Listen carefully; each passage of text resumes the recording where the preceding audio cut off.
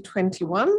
I'd like to start by acknowledging that we meet on the lands of the Whadjuk people of the Noongar Nation and pay our respects to elders past, present and emerging. Welcome members of the public gallery. Good to see you here tonight. So I will now take you to the apologies. And we do have a member on leave of absence this evening, Councillor Loden. It will not be joining us on approved leave. And oh, sorry, my apologies. He's actually an apology. The leave was not approved in advance. I don't think he had sufficient notice to have the leave approved. So an apology for this evening. And we do have Councillor Wallace on Zoom, zooming in from Derby with hopefully a connection that will serve us well this evening. Welcome to Councillor Wallace. And just to also note that Director John Corbellini is unwell, but we are ably presented by our two managers this evening. Okay, so I will go to public question time and receiving of public statements. I'd like to welcome you again to the meeting. This is your opportunity to come forward to the microphone and speak. We just do ask that you state your name, the suburb in which you reside, or if you're representing your business work, and the item on which you're speaking, and we will time you to 3 minutes. Thank you.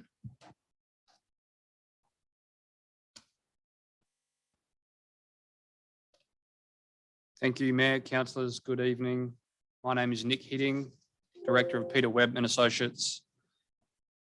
The address of my business is number 19 York Street in Subiaco. I'll be speaking to item 9.3, which is the application for proposed alterations to the existing service station at 17 to 19 Brisbane Street in Perth.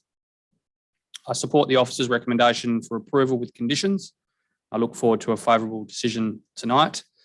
I listened intently to last week's council briefing meeting on this item and note there was some discussion on whether there was any opportunity for additional landscaping, clarification on time for fuel deliveries, the nature of 24/7 trade, signage, and whether there was any capacity to include EV charging stations in future. Just in response to these queries, I can confirm that we have proposed additional landscaping areas on the site and within the verge areas of Brisbane Street and Pier Street, and these updated plans have been provided to you. Of note, the verge area of Pier Street now includes a landscaping area in the location adjacent to some on-street bays. There was indicated an opportunity to install some landscaping in that location, and we've done that. This additional landscaping area will allow further planting and softening of the built form, and we think this is an improvement to what currently exists on the site. The plans provided in relation to landscaping are conceptual only, and there's a recommended condition requiring the submission of a formal landscape plan. So that will require the further approval of the city's administration. So the actual detail of landscaping, including plant and tree species, the number of trees and plants, irrigation methods and things like that, all of that will be provided in a subsequent landscape plan to be submitted to the city. In relation to fuel deliveries, I can confirm that fuel deliveries will be restricted to the daytime operation between 7 a.m. and 7 p.m. And this is in accordance with the acoustic assessment that we submitted to the city. In relation to 24/7 trade, this is something that's necessary for the site and quite normal these days. And there's no technical issue preventing the site from trading 24/7. Just in relation to signage, we'd prefer to retain the signage that we have proposed in our plans. And we believe that on balance, this is an acceptable arrangement of signage, given this is a service station that's been in existence and now sought for improvement. And just finally, in relation to EV charging, this was something that was discussed. In future, there is the possibility that fuel bowsers can be swapped out for EV charging stations if there's suitable demand for that to happen in future. But to do that, the site requires some electrical upgrades and new transformers in order to do that. But we will actively look at that once the demand is there. It is something that our client is considering more broadly on their other service station sites. So it's something that is being considered as we go along, and certainly if there's demand in future, the ordinary fuel bowsers can be swapped out for EV charging locations. Just wanted to clarify that and look forward to Council's decision tonight. Thank you. Thank you very much, Nick. Next speaker, please. Good evening, everyone. My name is Narelle O'Neill from number 1 Matlock Street, Mount Hawthorn. I'd like to refer to item 9.5, Britannia North Reserve Development Plan. Firstly, I'd like to thank the council. I think it's a fantastic initiative. I think the fact that the community now has access after 20 years to a facility that has been there for that length of time and it's been opened up is really great. And again, I'd like to thank you. There are a couple of parts of the plan that you have in front of you that I would like to just raise your awareness of. The telecommunications tower, option 2, is near the old cricket nets and a toddler's playground. There's been a lot of discussion already about the potential harm to young children near the tower, but there is no mention anywhere that I can find that each of the companies that use it have to have a minimum of 6 very large metal telecommunication cabinets at the base of that particular tower. There are currently 3 companies lined up to use the particular tower. So that would be approximately, if they don't share, it would be 18 cabinets. So there is no reference anywhere in the plan of where they're going to be located. So I'd be interested to know if option 2 is to go ahead, regardless of the contentious issue of the frequency, where they would be stored or housed. Secondly, trees, and I'd like to refer you to some research called Radio Frequency Radiation Injures Trees Around Phone Base Stations. There's a particular stand of very significant trees within that immediate area. The long and the short of that particular study is damage starts on the side facing the tower and then extends to the whole tree. I'd like to refer to Britannia lighting upgrade. There's a cursory mention of that, yet even though that impacts a minimum of 100 residents that live nearby, there was no consultation. So I'm wondering if the City of Vincent has a management plan, given that the Floreat Athena Football Club has already thought it's a great idea because they can extend the time into the night that they'll be using it for more games. There's reference to a youth skate space on that particular plan. When the survey was undertaken about that space, it was always referred to being as for younger kids. And then now all of a sudden it's a youth skate space. So I'm just wondering if there will be another survey or what the council intends to do with that, what the age range will be. And with reference to the Bund, can the council please advise how many trees are going to be removed to accommodate the Bund if it should go ahead? And also I've raised the issue of traffic calming while we're having this fabulous space for people to use from all over the metropolitan area. I still cannot elicit any sort of response from the city regarding how the increased traffic is going to be managed.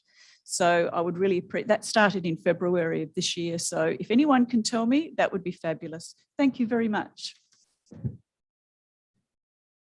This will be the second item that's discussed. So I think we'll come to all of those questions. Are you staying, Narelle, for the debate? Yeah, we'll answer all of those questions during the debate. Thank you. Next speaker, please.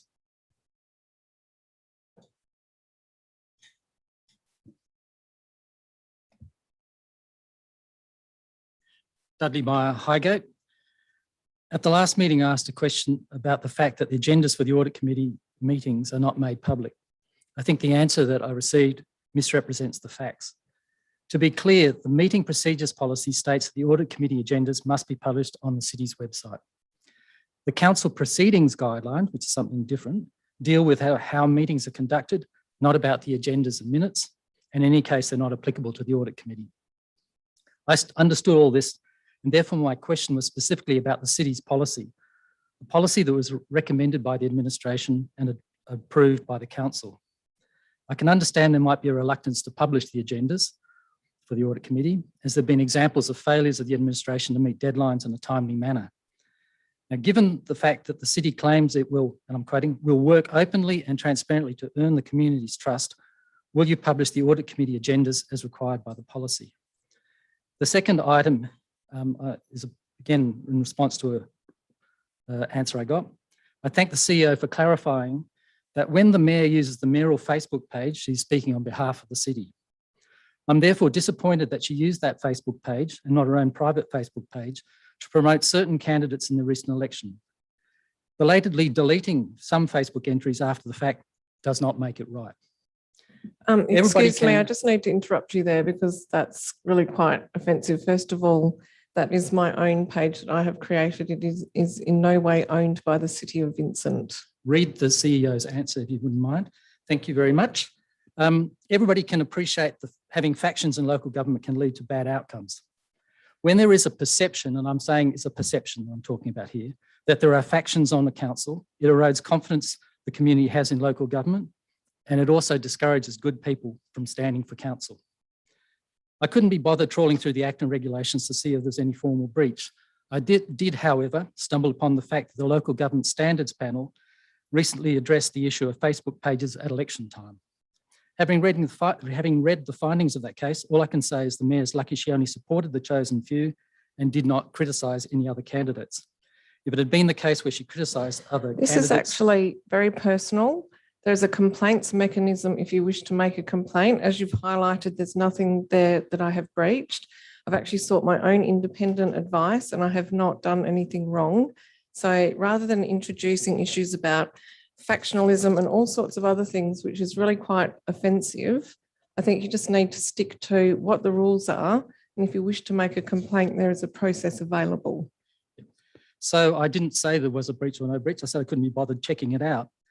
But yet you come into the chamber and you make these comments about me and the way I've used my own Facebook page where I've not breached any rules. So under the meeting procedures local law, you're actually starting to really test the boundaries of what is appropriate to introduce into a public forum. Thank you for that. So the standards panel required the previous councillor who had a problem to make a public apology. Could you turn it off? Because I was interrupted in my 3 minutes. Oh, it's mine. Sorry, I apologise for that. What a dumpy. As I said before, I was pretty disappointed with that whole issue. Thank you.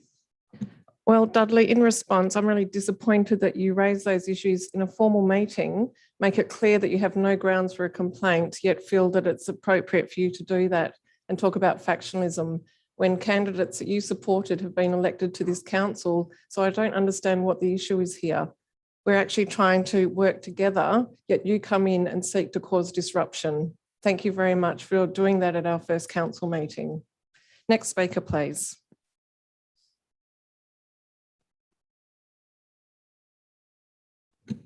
No one wishes to follow up on that? Okay, thank you all very much. I'll close public question time. We have received some comments in writing this evening. They have been issued to all council members. So, oh, yes, come forward.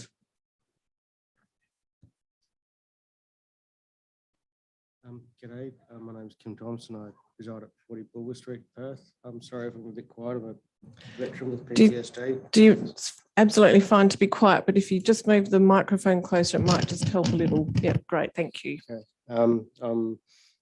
I'm writing in regard to the changes to the petrol station on Brisbane Street. Sorry, I've got to get back where it was.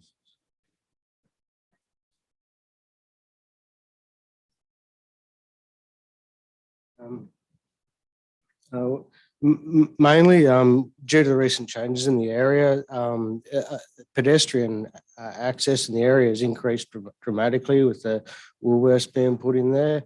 There are closures at across the road all the time to allow pedestrians to be able to go through there. I don't know if they've actually done any planning or any projections to see whether this is even safe or viable to put a petrol station at that location due to the increase in foot traffic in the area, especially when the end of Brisbane Street is closed off for pedestrian use of the road. The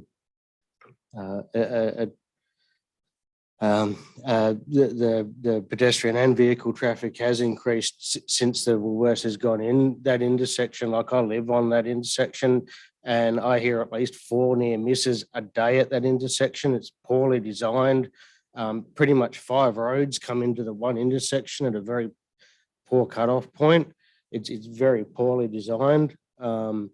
Police frequent and ambulances frequent that road as well to access the Graham Farmer Freeway. I really don't feel it's safe to increase the traffic at that point by putting in a petrol station. On the point of the primary use of the petrol station, previously it wasn't primarily a petrol station. It was actually a garage which had two Bowsers. It was mostly used for repairing cars. The Bowsers, the use of the petrol station there was very limited, which reduced the use of traffic to the place. It only had a small sign. It didn't have a monolith sign, and that sign wasn't lit 24 hours a day. Like even the BP up the road, which is on the corner of Beaufort Street, which is actually a popular site, have maintained a low profile sign for their pricings to not interfere with the look of the area. And I think they've actually done a wonderful job of blending in their signage with the aesthetic of the building and actually keeping respect to the people around the area by not having it too heavy. Like these sorts of ideas don't look like they're even being looked at by these guys. So that I really don't think they had any consideration for the area whatsoever, especially when there's rows of people's houses that line that street. There's two stories of apartments on either side of that. And that was my main concern, was bringing up the public safety, the pedestrian access, and whether they've actually done studies to show whether it's safe to increase the pressure on that intersection. And thank you for your time. Thank you very much. And just before you go, would you mind just repeating your name again, just because we missed that at the beginning? Kim Thompson. Thank you very much, Kim. Are there any further comments during public question time? Okay, thank you very much. I'll close public question time, but as mentioned, we have received some public questions and statements in writing. They have been forwarded to all council members. They are from Peter Maxfield of Perth on item 9.3, Chris Malcolm of Highgate on item 9.2, Sarah Yukich of Highgate on item 9.3. And that was all. So those two items have already been raised by members of the public gallery and will be debated this evening. Okay. CEO, do we have any applications for leave of absence? Through you, Mayor Cole, none received. Thank you very much. We have not received any petitions, deputations or presentations for this evening. Oh, there is a petition. Could you please read that out, CEO? Through you, Mayor Cole, we received one petition. It arrived late for the last meeting and didn't make the deadline. The petition was from Pippa and Les Newbury, requesting traffic dampening in the unnamed lane between Charles Street and Alfonso Street, parallel to Vincent Street. Many of the residents of 192, 2000, Vincent, Alfonso and Charles Streets have need to use this lane. For some, it is the only pedestrian or vehicular access. Dogs and children use this lane often. The drivers who take shortcuts to avoid or catch the lights are often aggressive, abusive and dangerous. They often have no regard for the local community using the lane, and it is becoming a safety concern. City of Vincent has counted the traffic flow previously and told us that there is not enough speed or quantity to warrant intervention. I'm just going to summarise that they're requesting two large bold signs placed at the lane entrances on Alfonso and Charles Street, perhaps saying local traffic only, fines will apply, children, pedestrians use this lane, residents only, fines apply, whatever you have found to be the most effective. A further proposal is the extension by less than a metre of the left curve off Charles Street to make turning into the lane more difficult and therefore slower and safer. We know rubbish trucks need access. Several City of Vincent Council candidates have mentioned rat running, traffic dampening and laneway care and safety. This indicates a general residents' concern for this issue. And then it's up to council to decide what to do with that petition, noting the options being to receive the petition and request a report to be prepared, that the petition be received and be referred to a committee for consideration report, that the petition be received and dealt with by the council.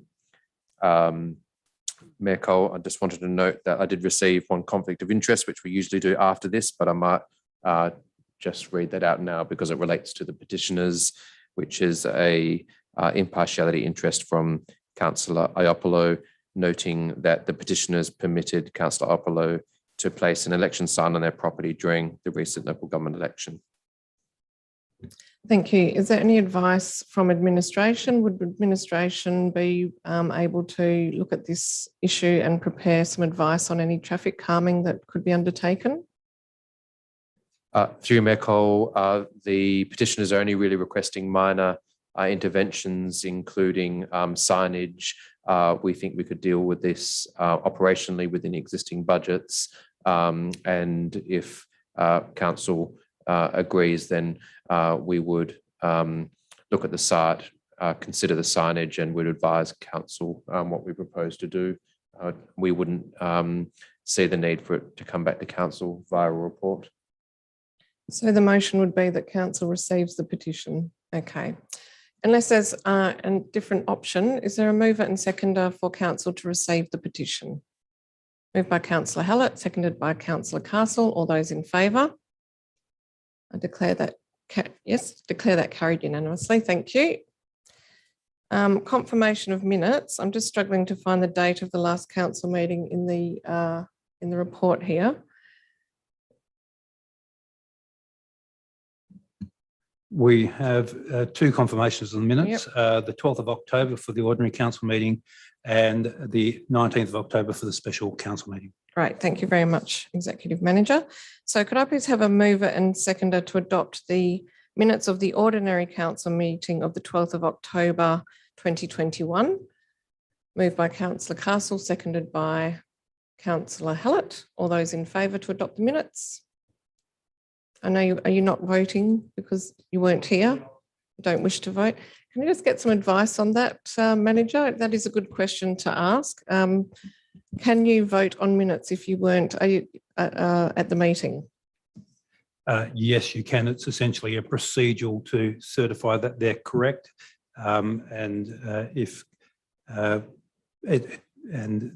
the council would need to vote on it, having confidence that the other councillors are certifying it's correct. So it does need to vote. All right. I'll call the vote and I'll leave it up to you, Councillor Alexander. All those in favour of adopting the minutes? I declare the minutes, yes, Councillor Wallace, declare the minutes carried. Thank you. And now a meeting that we were all in attendance at, the special council meeting of the 19th of October 2021. Can I please have a mover and seconder to adopt the minutes? Moved by Councillor Castle, seconded by Councillor Iapolo. All those in favour? Councillor Wallace, can you hear me? Thank you. Yep, adopted. Thank you. Announcements by the presiding member.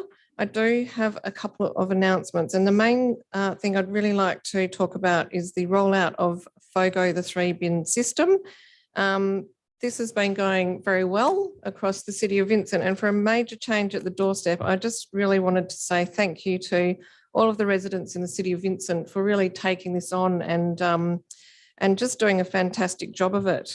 We have had a few people contact us saying that, you know, the change, how does it work? You know, it's a big thing for a lot of people to start to deal with their waste in a different way.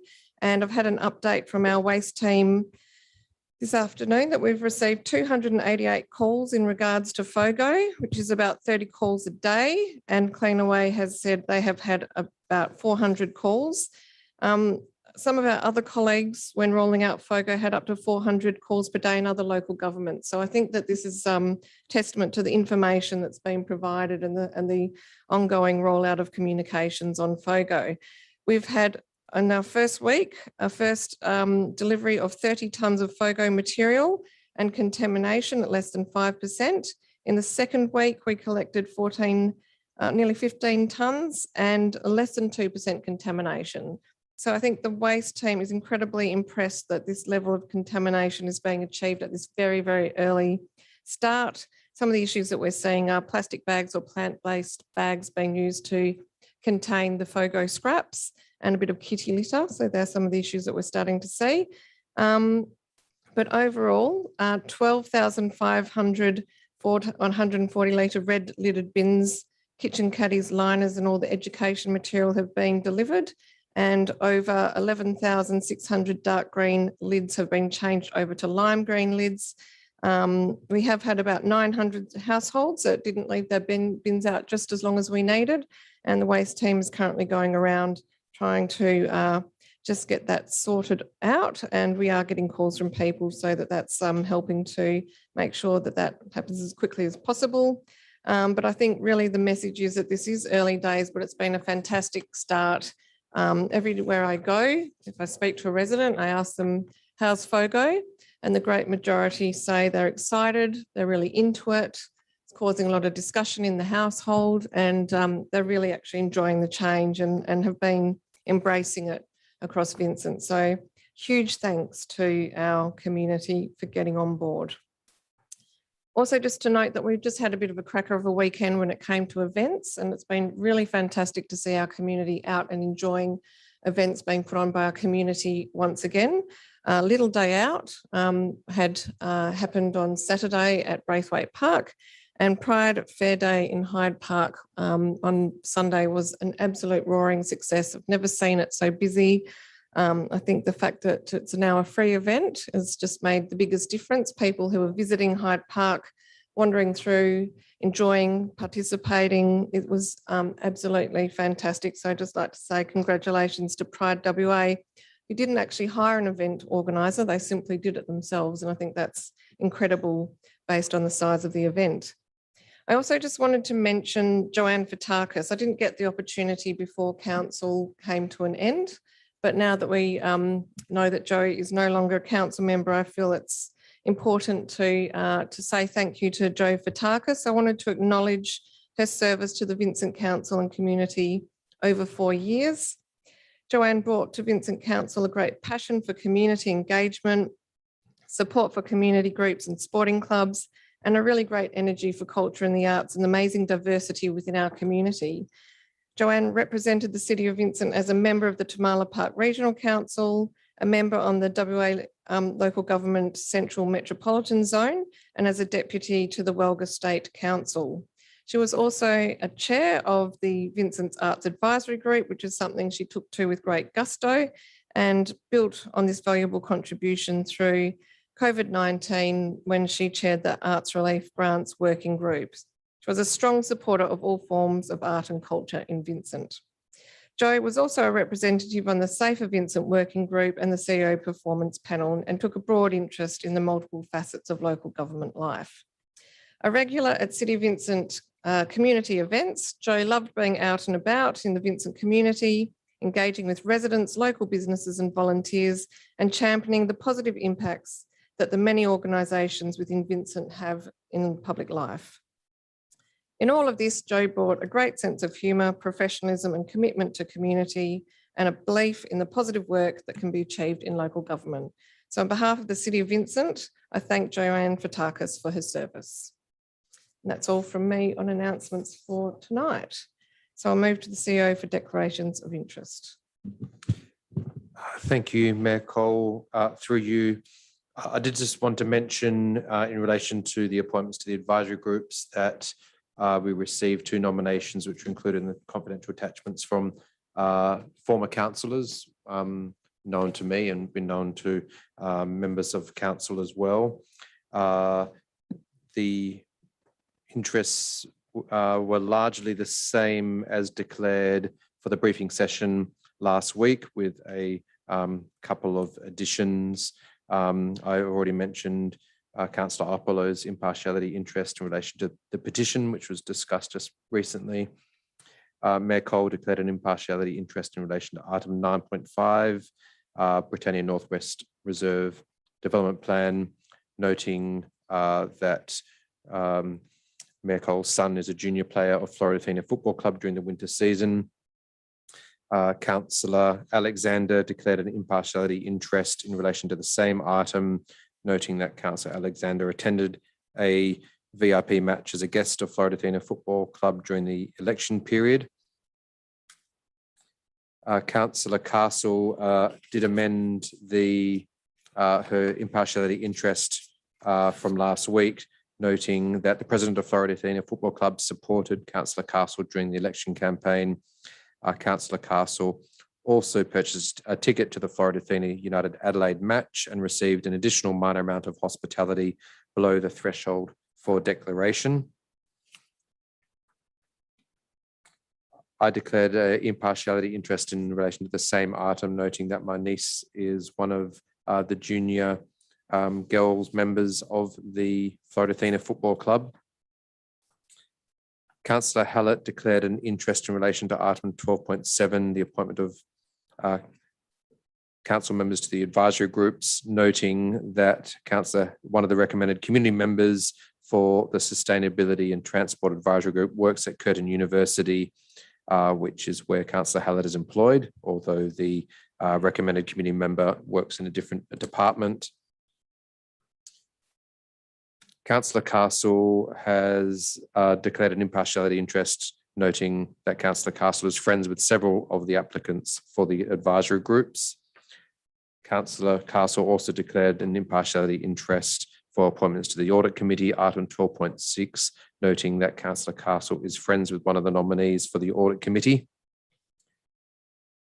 Councillor Warner declared an impartiality interest for item 9.5, Britannia Northwest Reserve Development Plan, noting that Councillor Warner's business had been asked by Florida Athena Football Club to quote, to support or provide services for their New Year's Eve party.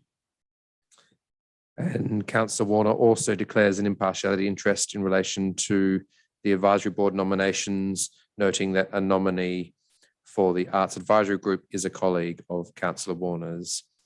And that's all the declarations I've received, Mayor Cole.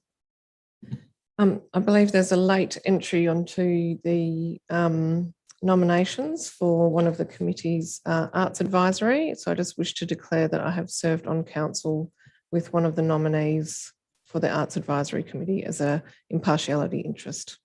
Thank you. Thank you, Mayor Cole. And we did have a technical error. Our email spam filter blocked one of the applications which came in within the deadline last week, but that was only extracted from behind our IT spam filter recently, and we've updated the confidential attachment to note the inclusion of that application.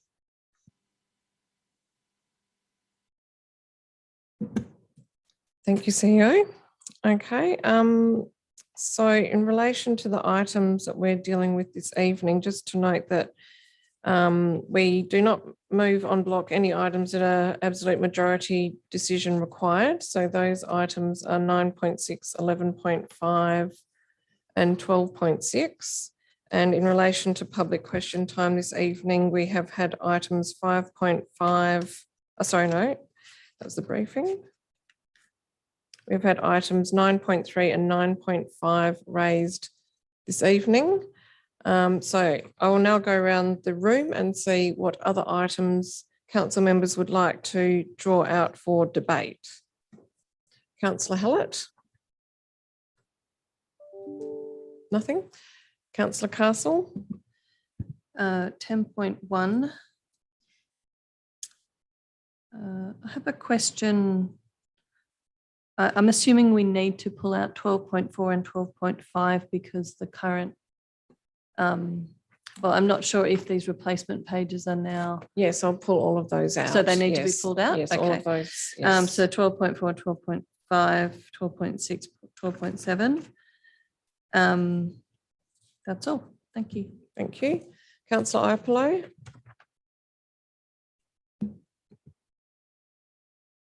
I have, apart from the 9.5 that I've got a motion in relation to, Yep. none. None. Okay, thank you. Councillor Warner? Councillor Alexander? Thank you. Councillor Gondaszewski? 10.2 and 12.1. 10.2 and 12.1. Also, we have an amendment on 9.2. So bring that one forward. St Albans? Yes, I assumed it would be pulled out because of the public questions, the emailed questions. Oh. But otherwise, that one too. Yep, sorry, my apologies. You're right. Okay, just bear with us for a second.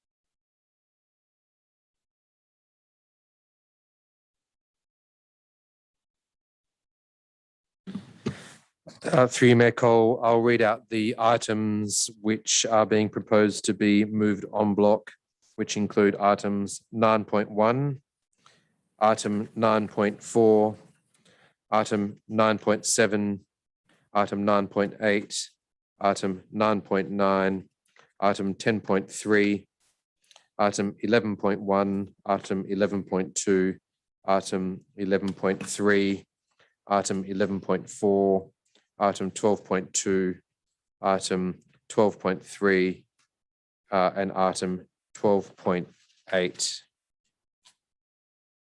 I'll just check that Wendy's got those. And 12.9 CEO. Sorry, and 12.9 Thank on you. Medical Gardens. Thank you very much. So could I please call for a mover and seconder to move these items en bloc? Moved by councillor Castle, seconded by councillor Hallett. All those in favour? I declare those items moved en bloc. Thank you very much.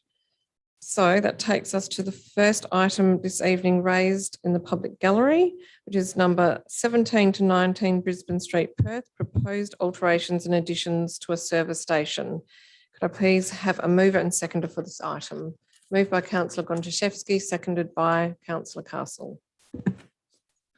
Thank you, Mayor Cole. This is something of a challenging application because I do understand that the concerns the community has raised with us. I live in Highgate, which is just down the road, and I walk past this site most days. I can absolutely confirm that until recently it was a pretty quiet site.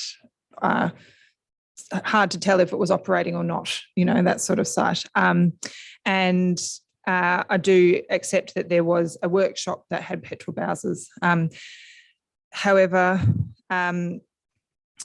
what is being proposed is a service station use, which is permitted to sell items of a convenience nature. And the previous approval did not specify or restrict hours of operation.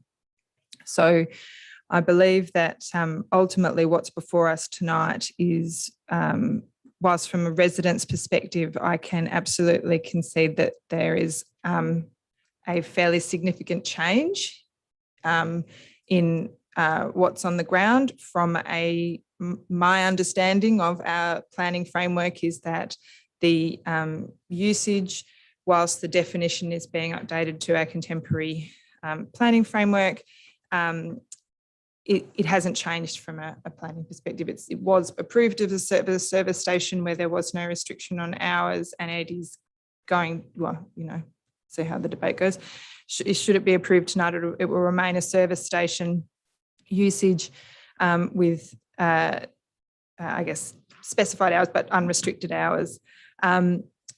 And I think from my perspective as well, I did look at other service station usages within the mixed use zone. And I was able to see that, you know, we do have 24-hour operations for service stations within a mixed use zone. There is a service station within Vincent that is in a residential zone, and this does have restricted hours, but where it's in the mixed use zone, they appear to be operating 24/7. And we do know that contemporary service stations sell a large number of items of a convenience nature. So in that regard, I feel that we ultimately are, I think, really constrained in what we can consider in relation to this application. I don't believe that at this stage I've been able to form the view in relation to the proposed signage. So I guess I just want to ask the Manager of Development and Design in relation to some comments on the signage and the specific signs that would be considered non-compliant with the city's signage policy, the provisions that relate to those signs, and why each of those provisions would be considered to be undesirable or unreasonable in this circumstance. Through you, Mayor Cole, this commentary in the officer report in regards to the appropriateness of the signage departures to the prescribed standards in the policy. I acknowledge that the language in the signage policy, there's a qualifier that Councillor Gontaszewski is referring to in regards to being undesirable unreasonable in that certain circumstance. By virtue of the consideration around its setting, which is one of the requirements where you're seeking a variation to a policy standard, that in itself was the key reason why it was contemplated by administration, the setting, and ultimately, and you would see it in the DRP members' advice, you have 2 street frontages, approximately 180 degrees of street frontage. So the circumstances that apply to this proposal and this site in this setting is reasonable then to consider departures to the prescribed policy standards. And that is the reason why the city's officers were contemplating those departures. Thank you, Manager. Can I just confirm, though, that the city's signage policy does contemplate dual street frontages and there is some allowance made for that, yet this application does exceed that. Am I correct? Through you, Mayor Cole. Yes, there's a number of sign-specific policy standards, some of which refer to or allow for and contemplate number of lot frontages, some of which they're seeking departure for are silent in that regard as well. So it doesn't necessarily translate to all of the provisions. And given that there are departures being sought, we've considered against the variations of the prescribed standards and the objectives of the policy. Thank you for that. I'm probably still unconvinced. So I'm obviously the mover, so I won't be moving an amendment and we'll let the seconder speak. Councillor Castle. Thank you, Mayor. Look, I agree with Councillor Gontaszewski that I think this is has been slightly challenging. Last week, I was not so convinced on this application, in part because of the lack of landscaping. And so I really thank administration and the applicant for working together throughout the week to improve that outcome, because I think that has gone a long way to making this a more palatable presentation to the street and to soften what is essentially a lot of hard stand. It's also, I can completely understand the concerns in the community because it does appear to be a massive change to the use. And I think if we were dealing with this application as a brand new application for a service station, there might be slightly different approaches and outcomes. But as we heard last week, what we're presented with here is an existing approval for a service station to operate 24 hours a day. And while there may have been some opportunities to restrict that based on amenity impact, I think given the totality of what has been proposed, that I'm not confident that there's a defendable reason to limit those hours. And particularly given the context that many other service stations in the area and across Vincent are 24/7 as well.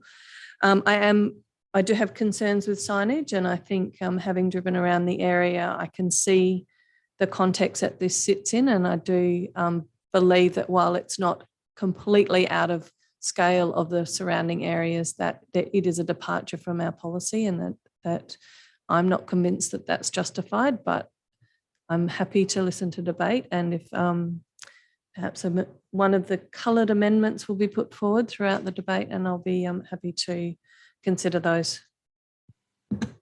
Councillors, Councillor Hallett. Can I just ask a question in relation to the comments from the public gallery around traffic? Because I think that's, for me, the signage is still an issue, but also the traffic. It is a difficult intersection at the best of times, but particularly at peak hour. Are you able to comment at all about what mitigation has been done by the applicant in terms of traffic management, and I guess why administration's of the opinion that increased traffic in this area wouldn't be an issue? Through you, Mayor Cole, there was a traffic impact statement prepared by the applicant that was reviewed by the city's engineering team and supported. Ultimately, there's at the state government level, there's prescribed, or there's a guideline that sets out, consider the implications and the impact of traffic generation for your proposal. So breaks it down into low, moderate and high impact. For the existing service station, it generates a certain volume of traffic during peak hour where it's considered to be a moderate impact. The extent of the upgrades conservatively, as set out in the applicant's traffic impact statement, says that it's going to increase conservatively by approximately 25%, okay? Still in the moderate impact threshold. On that basis, it doesn't contribute a significant level of traffic to that area and therefore doesn't require any additional upgrades to that broader road network. I accept from the resident tonight that in that broader area, there is a greater intensification and scale of development, and cumulatively, I can understand that there's an increase of traffic in that area. There needs to be a nexus to this particular development, and this development generates a certain number of traffic movements. And under the planning framework, it doesn't require any additional treatments to that broader road network.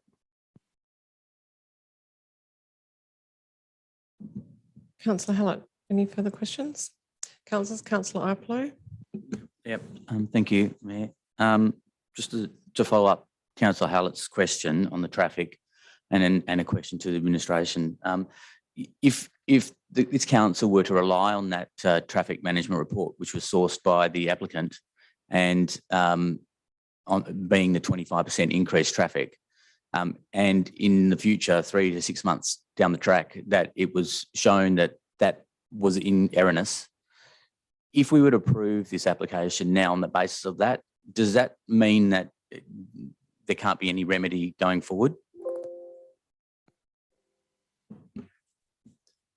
Through you, Mayor Cole, and perhaps my colleague will also add some comments, but ultimately for the purposes of this application and what that would mean in the 3 to 6 months, if that was identified that there is a broader traffic implication, there would be no ability for this particular developer to revisit standards around traffic because the planning approval would stand, okay?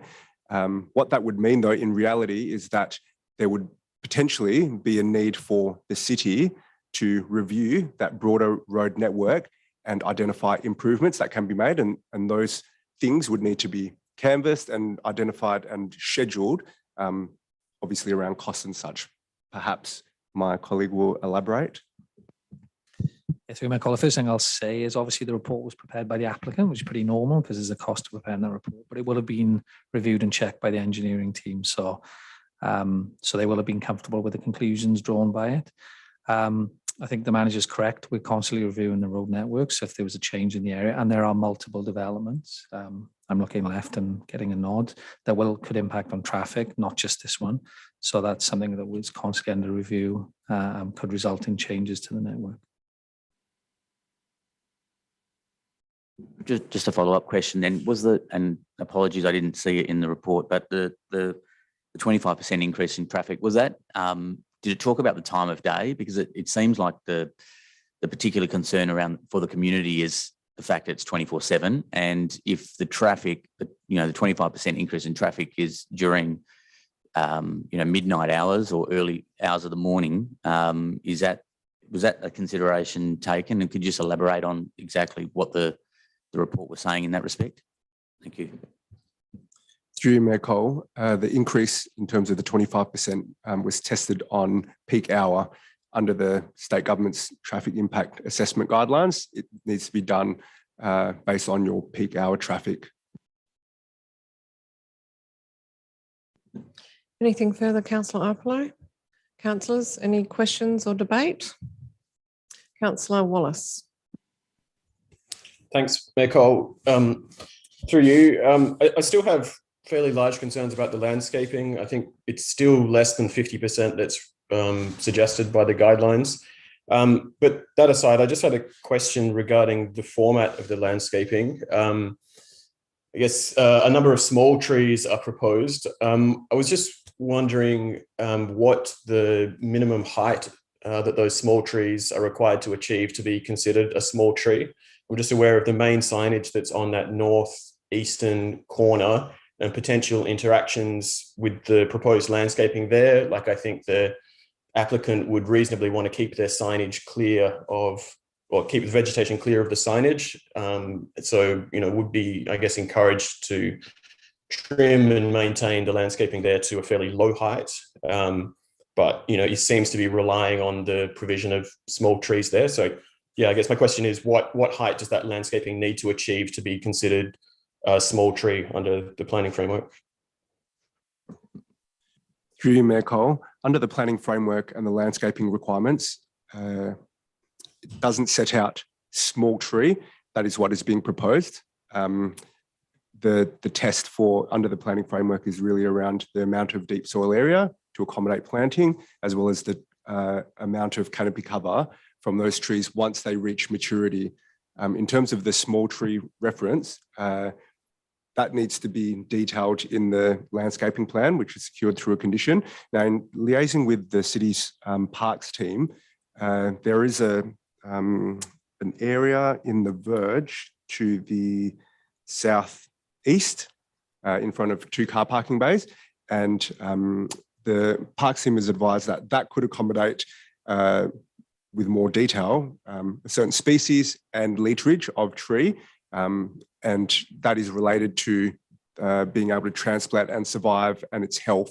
So that level of detail was provided for one of the planting areas, but in terms of the pylon sign, there is an absence of detail. It simply specifies that there needs to be a minimum of 9 trees planted in that road reserve, in which case that landscaping plan would subsequently be submitted with that detail, and we'd liaise with our parks team to confirm that. Okay, so to achieve the percentage canopy coverage that is proposed at maturity, do we have an idea of the height of the tree that's required to achieve that?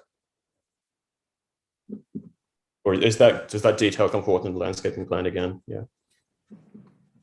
Through Mayor Cole, the city has a tree selection tool, and ultimately there's a range of trees that vary in heights and canopy cover. We've used a generic tree species that could be provided in this area, noting that there is a tree species theme in the area. So we've used that to guide us, and that's ultimately what has indicated that, a certain canopy coverage can be provided in that area. Okay. Okay. All right. Thank you. Councillors, questions or comments? Amendments? Councillor Gontaszewski. Thank you, Mayor. I will move the amendment on the line.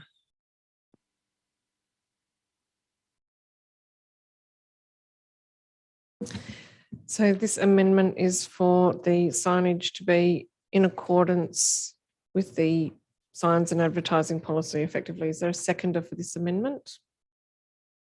Seconded by Councillor Hallett. Wish to speak to the amendment, Councillor Gontaszewski. Just to say that I do appreciate the clarification from the manager in relation to the assessment of this application. However, my view is that I still do not believe that it has been demonstrated that the city's signage provisions would not be applicable in this site, particularly given that they do reference sites with dual frontages.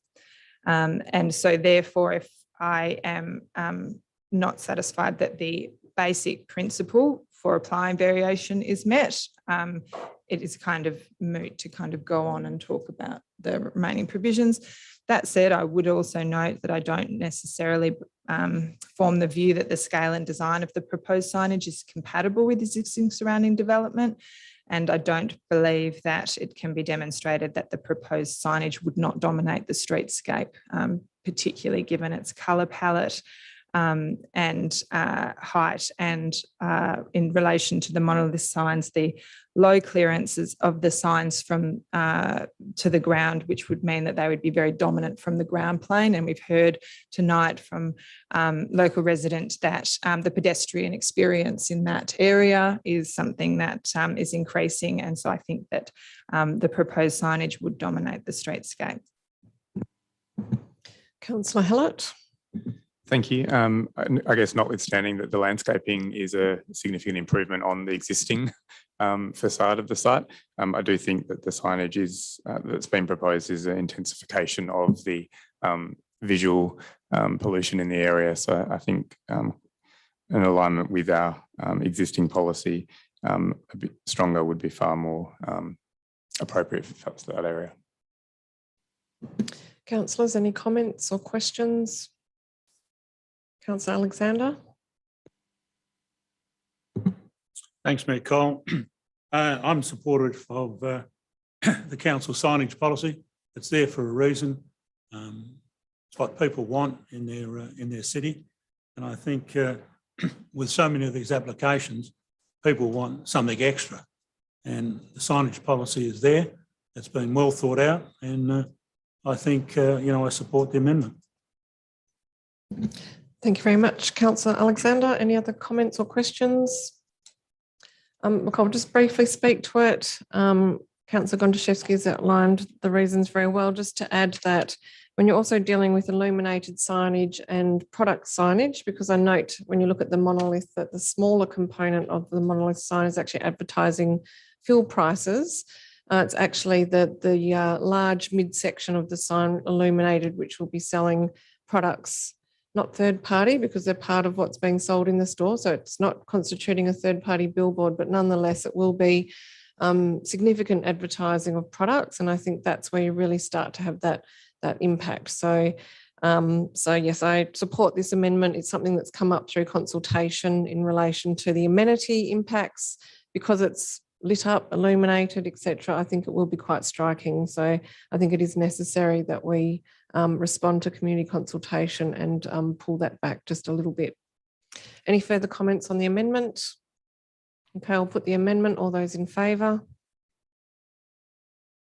Declare that carried unanimously. We're back to the substantive. Are there any further comments, questions or amendments? Okay, I'll put the motion. All those in favour? Declare that carried unanimously. Thank you very much. Okay, the second item raised this evening is item 9.5, Britannia Northwest Reserve Development Plan. Can I have a mover and seconder for this item, please? Moved by Councillor Gontaszewski, seconded by Councillor Castle.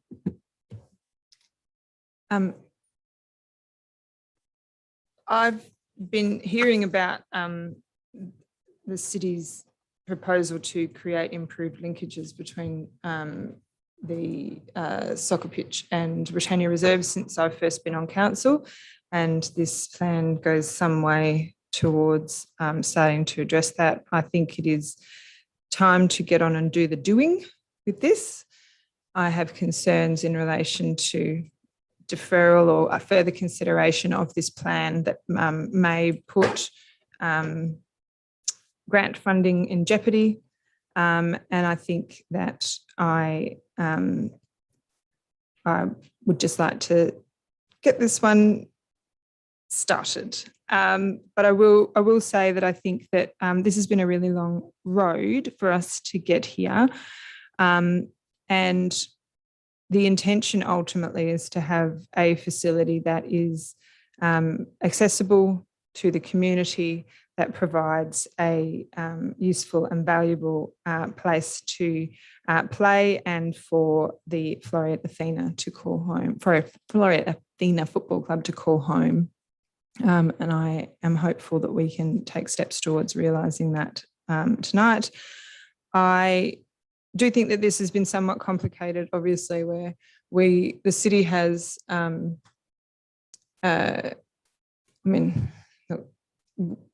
think Floreat Athena were seeking, an extended tenure on this site with a sole lease on the entire site. But through the process of consultation and the city engaging with the club in relation to being able to really determine that that was something that was a viable long-term prospect for the club, I certainly wasn't able to form that view, and we've ended up in this place where we have a licence over a soccer field and a lease over a club room. I'm really pleased with the way that the club and the city have been able to work together to get to this point. And I note that we have had some concerns raised with us in relation to some landscaping and scoreboards, and I believe there's amendments in relation to the bund, and also being able to ensure that the club is able to close off the site. I think that what we've ended up with in terms of a partial bund removal does I guess, keep the promise to the community that, as I said, has seems to have been something that was predated my time on council, but also allow the club to remain viable in the long term. So I'm supporter of the officer recommendation for this item. Councillor Castle. Through you, Mayor Cole, thank you. Yes, look, I'm supportive of this recommendation, and I'm really happy to see that this has developed to this stage. It has been a lot of discussion about this location, about Litter Stadium and about Britannia North for some time, certainly the whole time I've been on council as well. And I do think that a consistent theme from the community has been around opening up this facility, and it's certainly been one of council's goals is to get better use out of our public open space. And I think that where we've landed with this development plan goes a long way to doing that. It will create a much better connection between the stadium and Britannia North and give many more people an opportunity to use and enjoy the site. I really want to thank Florida Athena for their work and their ability to work with us on this project. It hasn't always been a smooth road, but there is a lot of positives to come out of the development plan and a lot of excitement about what's ahead once the funding is secured, as I'm sure it will be.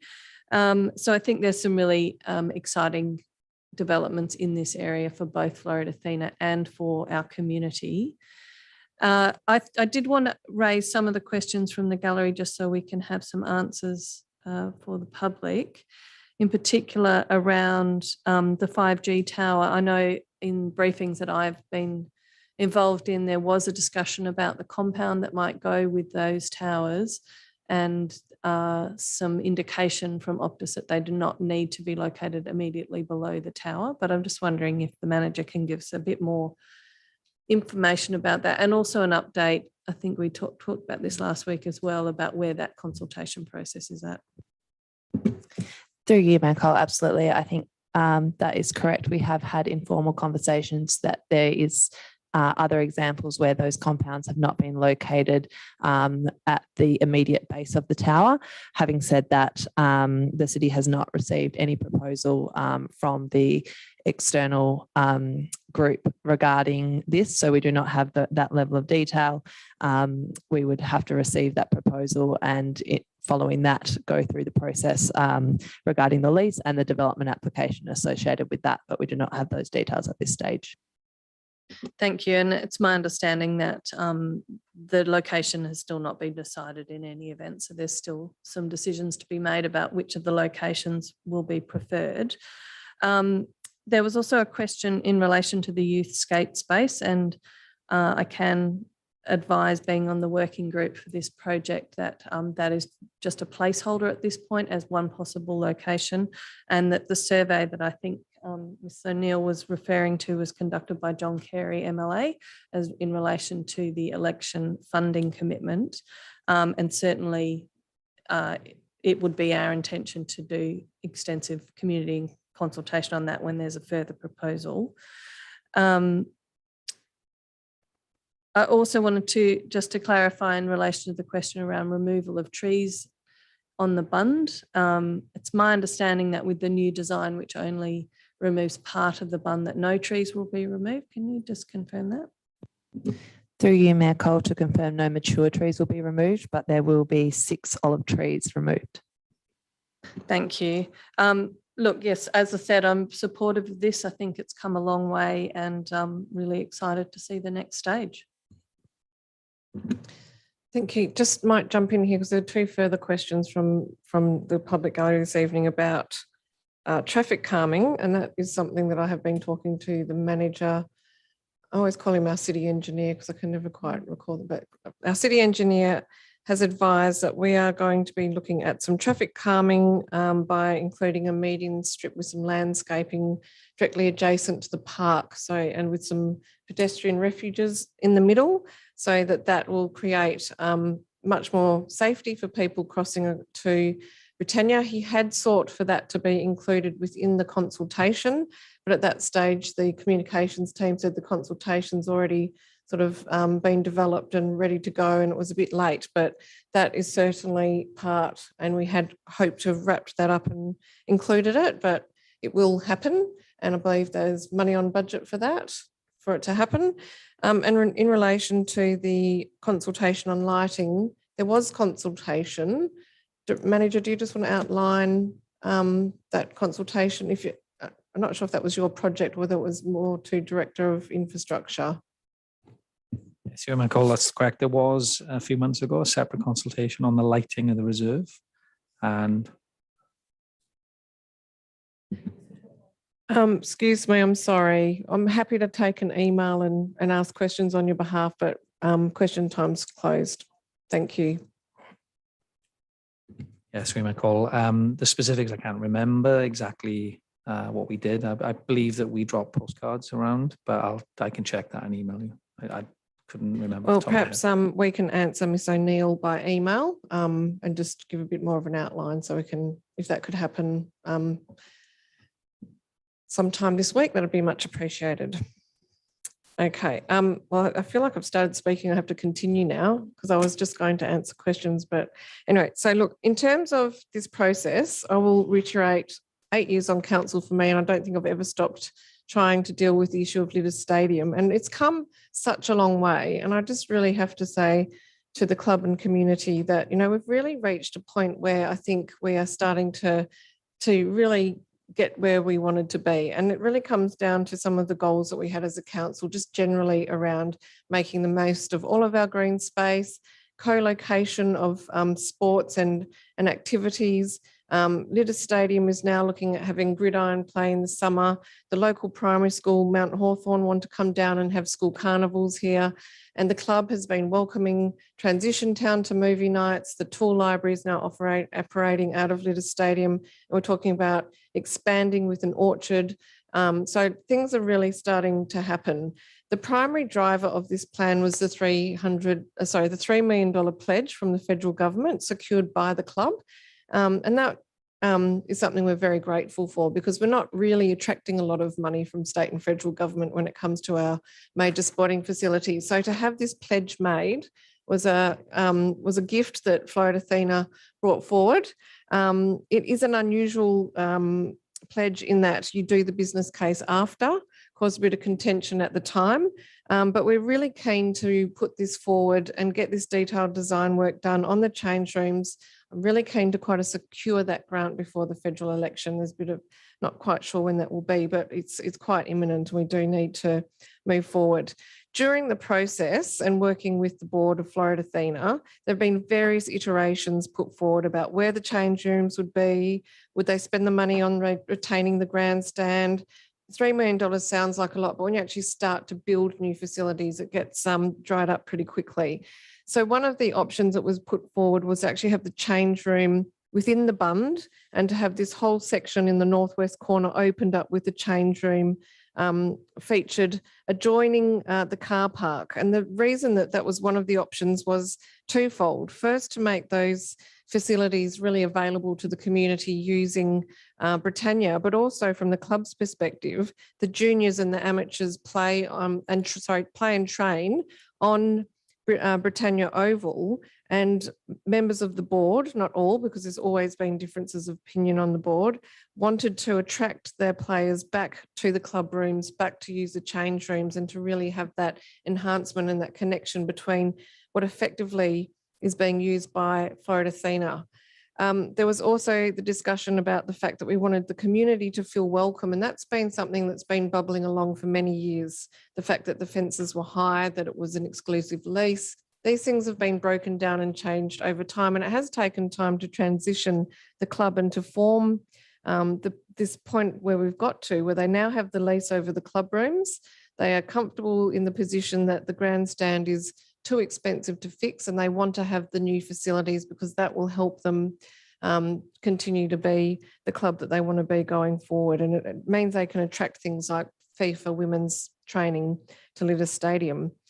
The concept that went out to the community actually had that whole section of the bund removed in the northwest And I think what has been put back to us post-consultation is a very moderate approach. It's basically 2 access ways. So really, rather than saying bund removal, I think we really need to talk about cut-throughs, because we've got 2 cut-throughs here, a 16-metre wide cut-through to the car park and a 14-metre wide cut-through that aligns with the better with the Britannia access and back through to the cricket club. I attended the Adelaide game with my husband and son, bought my ticket and sat in the stands, and I walked across that mound. I walked, I'm a local resident, I walked across the park, across the car park, and I climbed over the mound. And I can do that because I'm still relatively fit. But we have many residents, particularly Leederville Gardens, seniors who walk their dogs, who like to get out and about, and they are very active for their age, but they shouldn't have to climb the bund to get into Litter Stadium. We do need to open it up. We need it to be welcoming. I spoke to the president today and said to him, there's nothing that will stop you from holding games. The bunds form is maintained.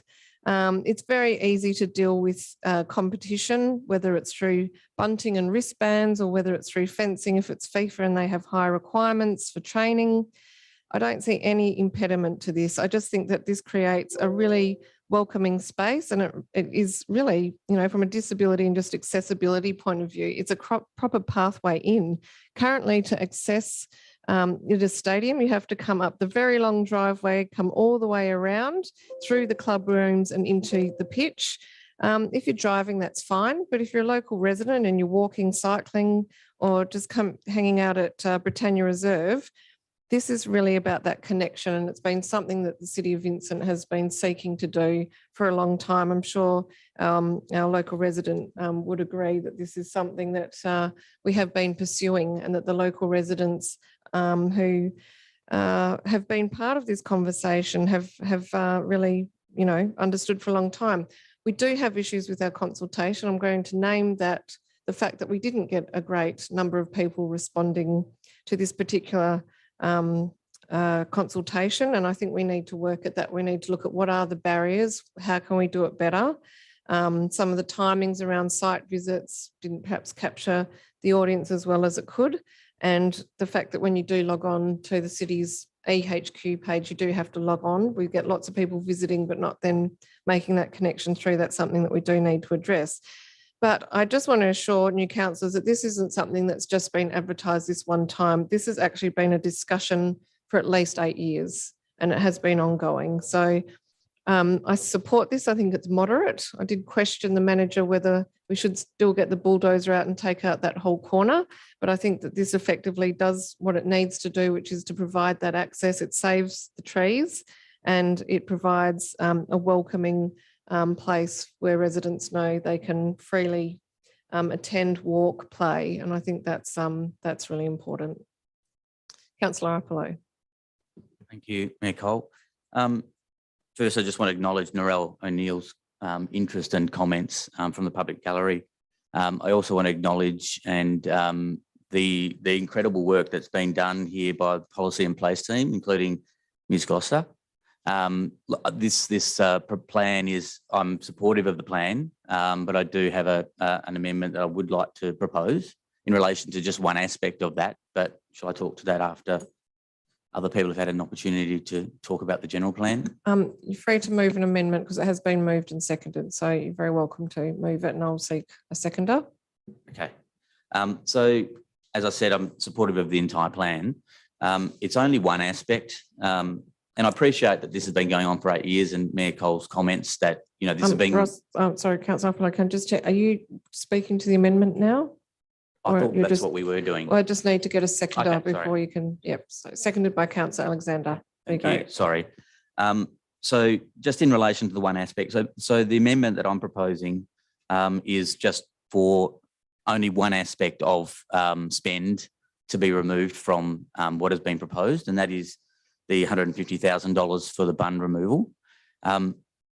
I did hear the public comments and the fact that work's been done and that some community consultation has been done, but also in addition to Mayor Cole had spoken to the president of Florida Athena today, And he seemed to indicate to me that he was in favour of retaining the bund.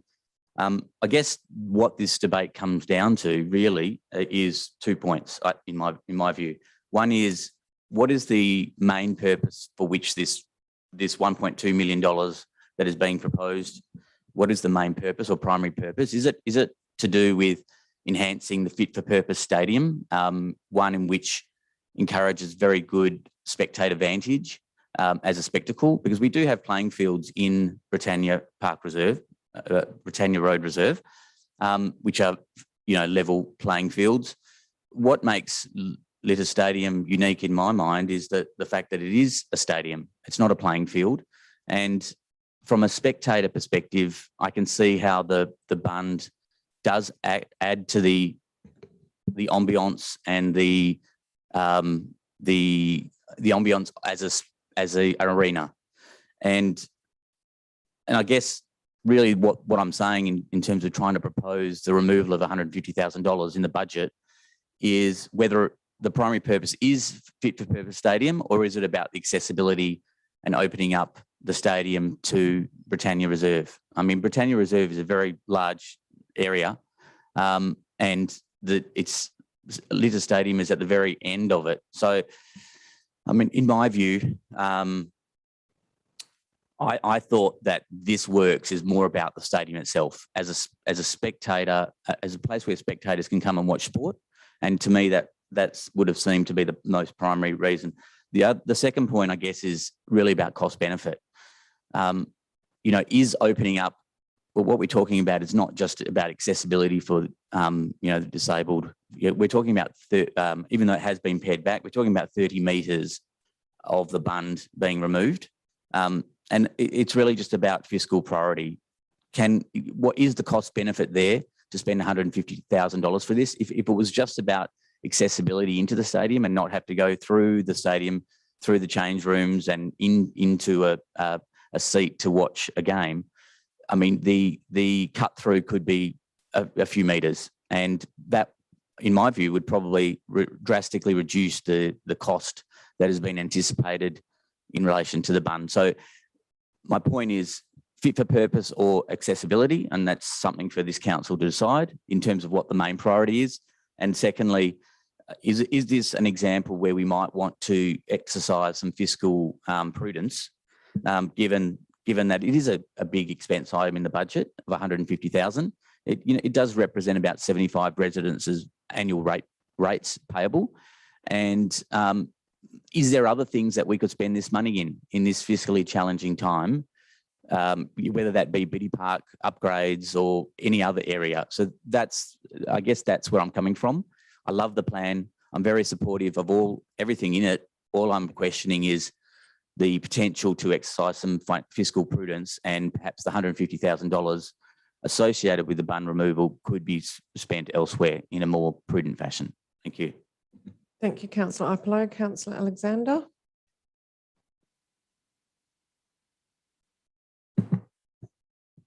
Oh, look, I support the discussion about the bund, and I think it was almost bund mania. We could, everyone's spoken about it so much, but certainly the bund is the last remaining vestige of the velodrome, the last bit of heritage there. And I know, speaking to some of the people at Florida Athena, they certainly see it as a critical part of it, creating the stadium atmosphere. And so getting the residents in, I think, is certainly an important issue, and they should be able to get in there. I went on a tour with council staff and Councillor Suzanne Warner the other day, and we walked from Oxford Street to City Centre over to Britannia, across the 16 hectares of Britannica great space into Litter Stadium. And I'm 70, so I'm a senior. So I didn't have any trouble getting into Litter Stadium. I just walked up and into it. 50% of the fences are down.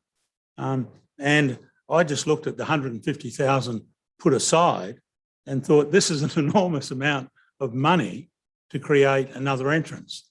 And I also wanted to mention about the 72,000 suggested of public artworks, which I could not find any mention of it in. Strictly speaking, you're supposed to stick to the amendment. I'll stick to that amendment. Though. I was thinking that, so I accept that. So I support, the bund remaining there because it does create the stadium atmosphere. 50% of the fence is down, and there are plenty of easy ways to get into that stadium.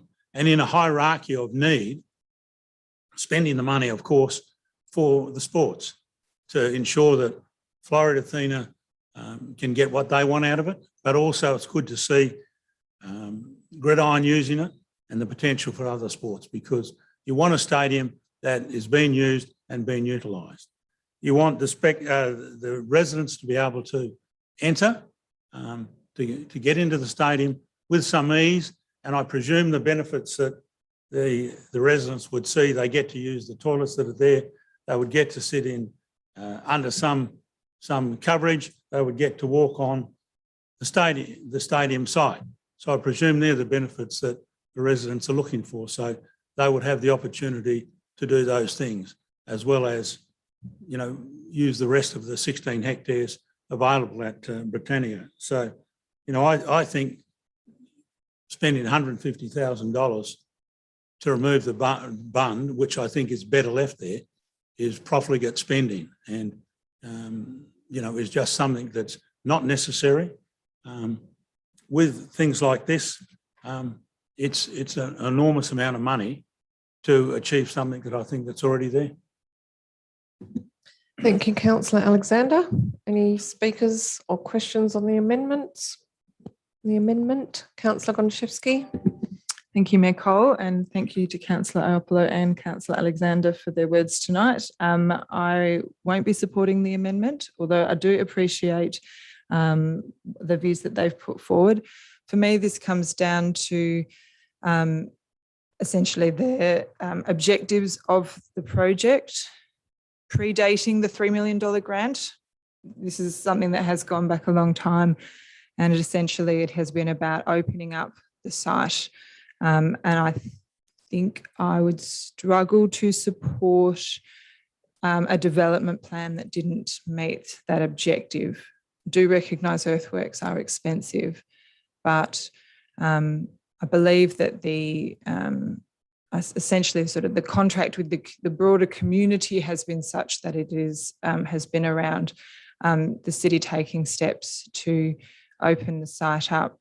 I think the other thing that I have to say is that we have a large number of facilities in the city of Vincent, and that we need to get the most out of them.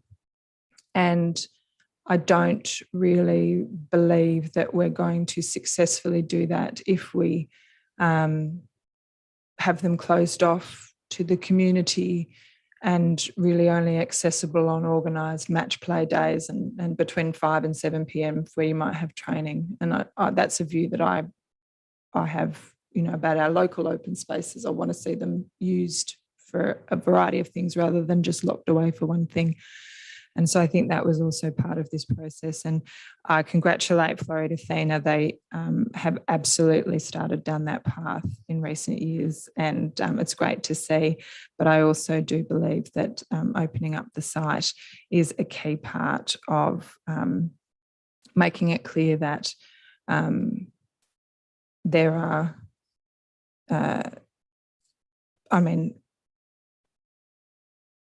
there's a number of sporting facilities, there's a number of stadiums within the city of Vincent, and we need to ensure that we're supporting the viability of our clubs. But our public open space strategy certainly talked about opening up leased areas and making them accessible to the community. And I believe it actually talked about, removing fences and so on. So I think that sort of is what my driver is for supporting this part of the plan.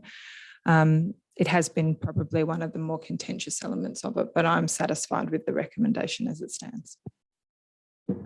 Councillors, Councillor Castle. Thank you, Mayor Cole. Look, I'm not going to support this amendment either. I did speak briefly about the bund and to the substantive, and I think that for me, the removal, and particularly the removal that we've landed on, is critical to this plan, and without it, I don't believe I would even be comfortable supporting the development plan as a whole. I think that over a number of years and through a number of different processes, we have consistently identified the need to maximise the use of our public open space. We have a public open space strategy which identifies that we have a lack of green space in the area, and that one of the ways we can address that is to unlock some of these locked away spaces to make sure that they get used by as many members of the community as possible. And I think that it's not just about these opening up these spaces is not something that can be achieved simply by putting up a sign or telling people that they're invited in. You actually have to visually invite them in. And that has been a lot of the feedback that we received throughout this process, that people were unaware that they were able to access the site and that it is not inviting in its current sense. I note the comments about retaining the feel of the arena, but I feel like that is still retained with the remaining walls that are surroundings. We have virtually 3.5 sides that form that arena. And so I am quite comfortable that that can still retain as a stadium feel, even with these cut-throughs. I do think the accessibility issue is critical, and it's something that we're currently consulting on a disability and inclusion plan. And I think that this is another way that we can ensure that these spaces are accessible to all. And I would propose that if we decided to try and create another entry for disability, it could well cost in excess of $150,000. Those costs add up quite quickly. So I think on that basis that this is a really critical part of the plan, and I'm really comfortable with the proposal that is currently before us in the substantive. Councillor Ipley, do you have a question? Yeah, just a response to a comment. No, you can't respond. You Okay, can only question. ask. You can ask a question only, Sure. and there's no right of reply on an amendment. So I can ask a question? Yes. Okay, so I just note Councillor Castle's comments, and thank you. But in relation to my question is about the policy, which is what she's supporting or why she's not supporting the amendment about the Vincent's policy and about open spaces. And in the administration's comment, and I'll ask a question, in the administration's comment, it says that in the city's corporate business plan, 21-22 to 24-25,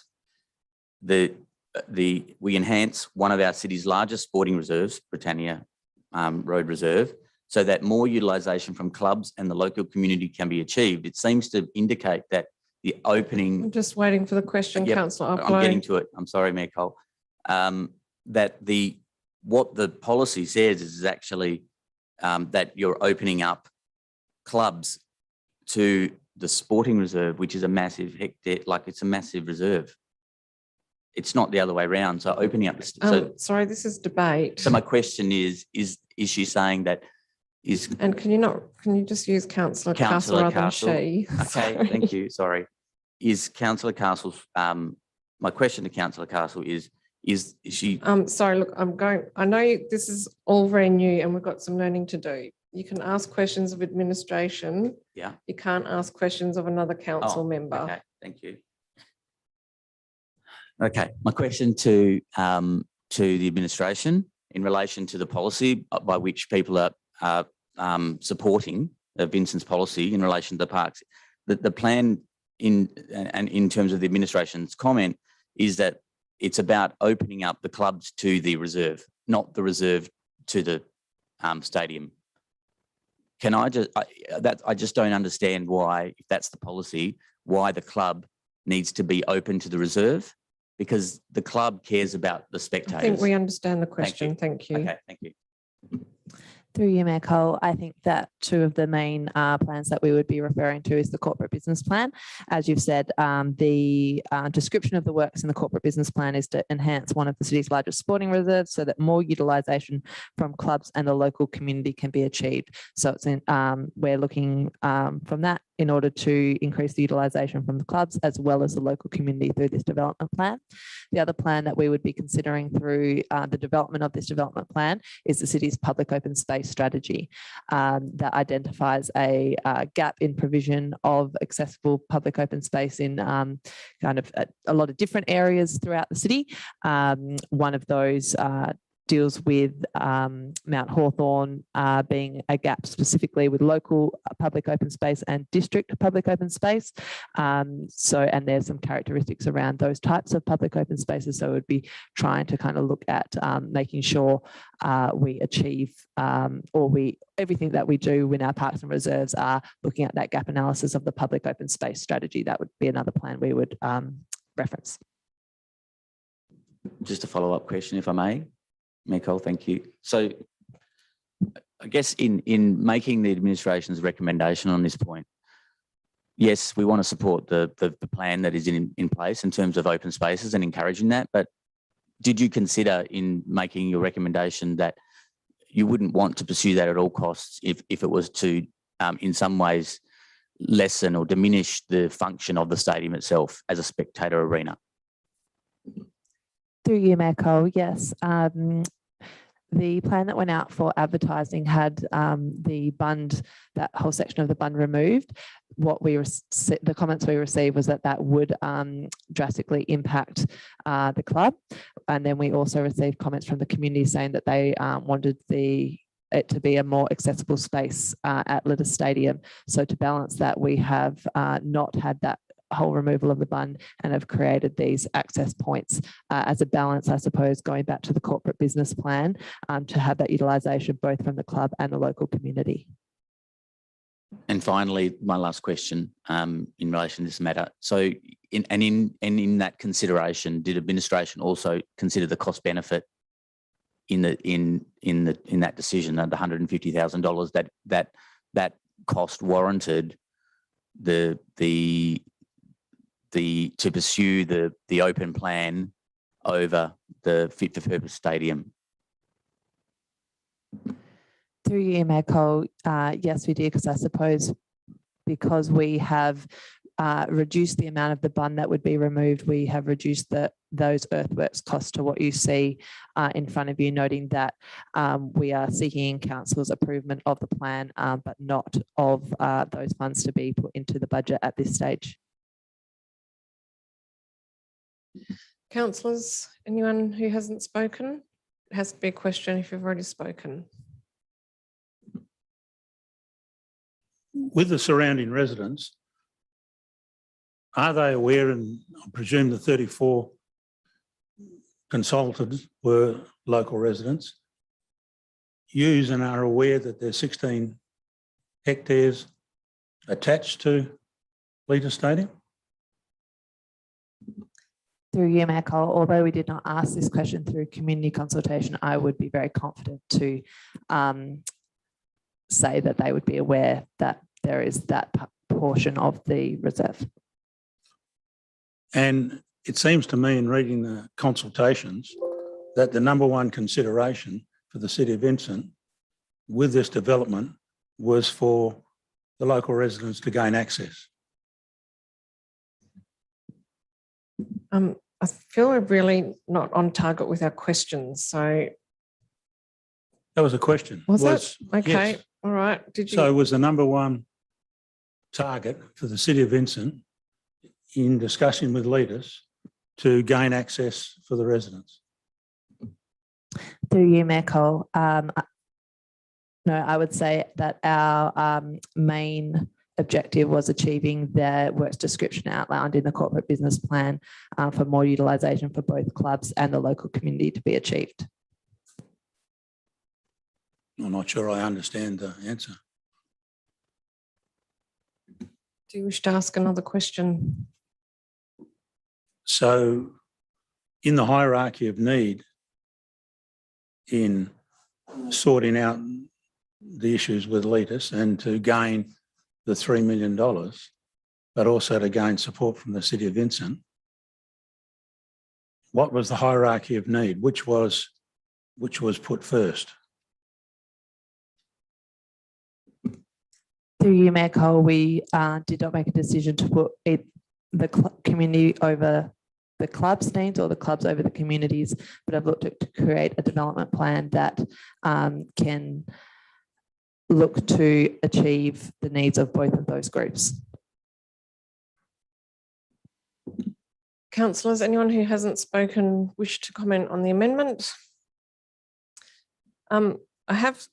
I will address this very briefly. I've made some comments already on the bund, but what I really want to sort of point out is that we've, on this journey that we've been on with Litter Stadium, we've started off with a fully fenced, fully leased Litter Stadium with one club utilising the space. We've moved to leased club rooms only, with the City of Vincent taking back the remainder as public open space. And we are now going on the third part of the journey, which is to open up that stadium visually so that it's inviting, lets the community know that they can enter and use, but it also creates that connection between Britannia and Litis, which is of benefit to the club, given that they use Britannia Reserve regularly during winter for training and for games. The approach has changed from the bund removal to providing cut-throughs. So I believe that this allows the stadium to be maintained whilst providing the access. So it's a balance, as the manager's trying to point out. We are yet to do the detailed design work on this proposal. We're not allocating the budget. It's an estimate. That will be a decision once detailed design work is done. And if the council at that time says the budget is too high, that remains open when that decision is made. So I feel that we've actually ended up with something that's very measured and that has actually addressed concerns of the club while still providing that access. And I think this has always been the intent, that this is something that we wanted to do. And for me, it is an integral part of the project. So I support it, and I don't support the amendment, but I do appreciate this debate. I think it's been very useful. Any further comments? Okay, I'll put the amendment. All those in favour? All those against? I declare that lost. What are we tonight? 2 voting in favour and 6 against. We're back to the substantive motion. Are there any further comments or amendments that are coming forward? Councillor Alexander.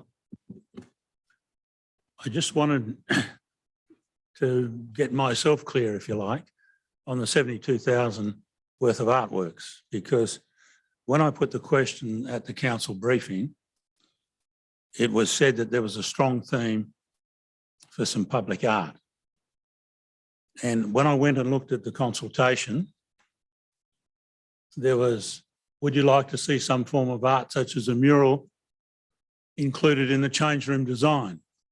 So there was 54% said they would like that. I couldn't find anywhere else where there was any strong theme for public art for an entrance or anything like that. Now, you know, I support public art. I think, you know, we all like to have a beautification of what we have. But as I said, normally in a building that's 1%, I understand that City of Vincent has a policy where sometimes when developers don't want to use their 1% of public art, it gets banked. And so that's a good thing. The consultation I saw was of 34 residents, which is not a wide consultation. So I thought putting a provision, I thought that the answer that the administration gave with regards to a strong public theme for art, there was with regard to a mural in the club rooms. I couldn't see any other reference in the consultation that would indicate a strong theme or a provision of $72,000, which I presume was for an entry statement or something like that.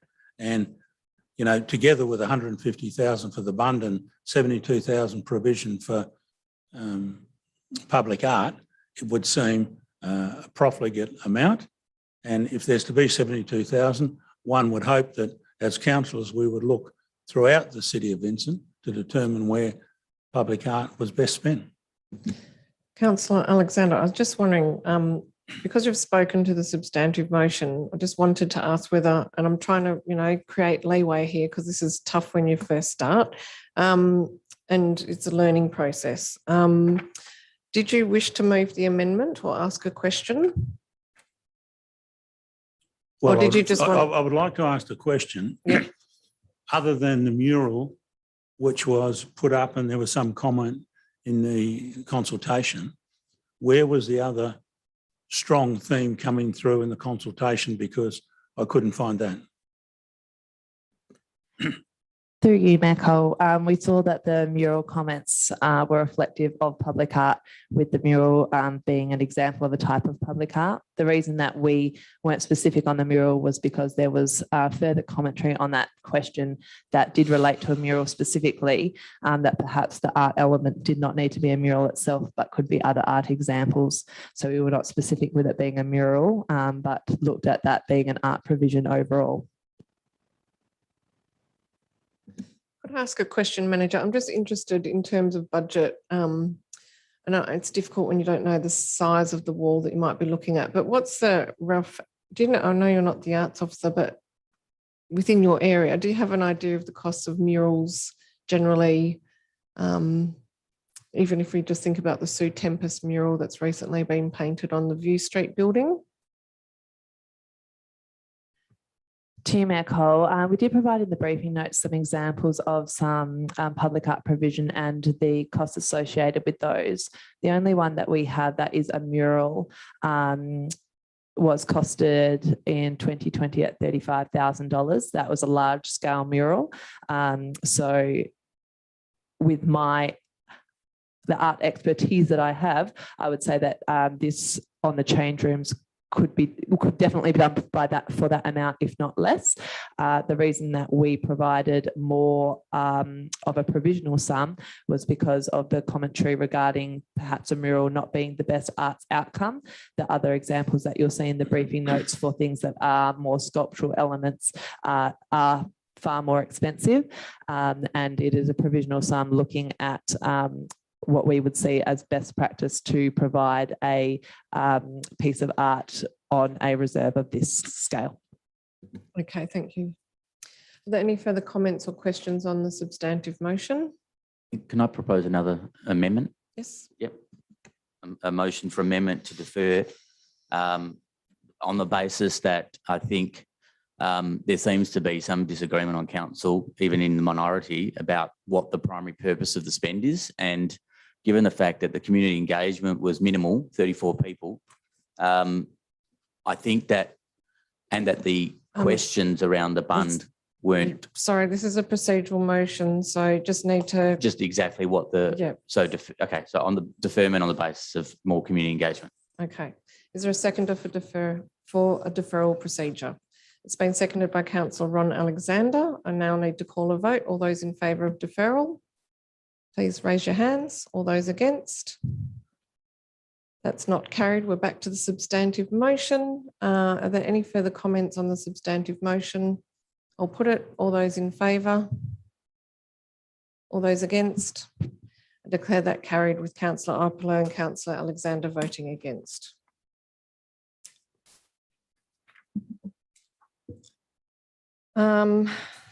In terms of public question time, they were the only two items raised, I believe. Let me just double check. Yes, so we will, sorry, my apologies. 9.2 was raised through a written statement. So we'll go to 9.2, which we would have ended up at anyway, which is number 17, St Albans Avenue, Highgate, proposed alterations and additions to a single house. Can I have a mover and seconder for this item, please? Moved by Councillor Gontaszewski, seconded by Councillor Hallett.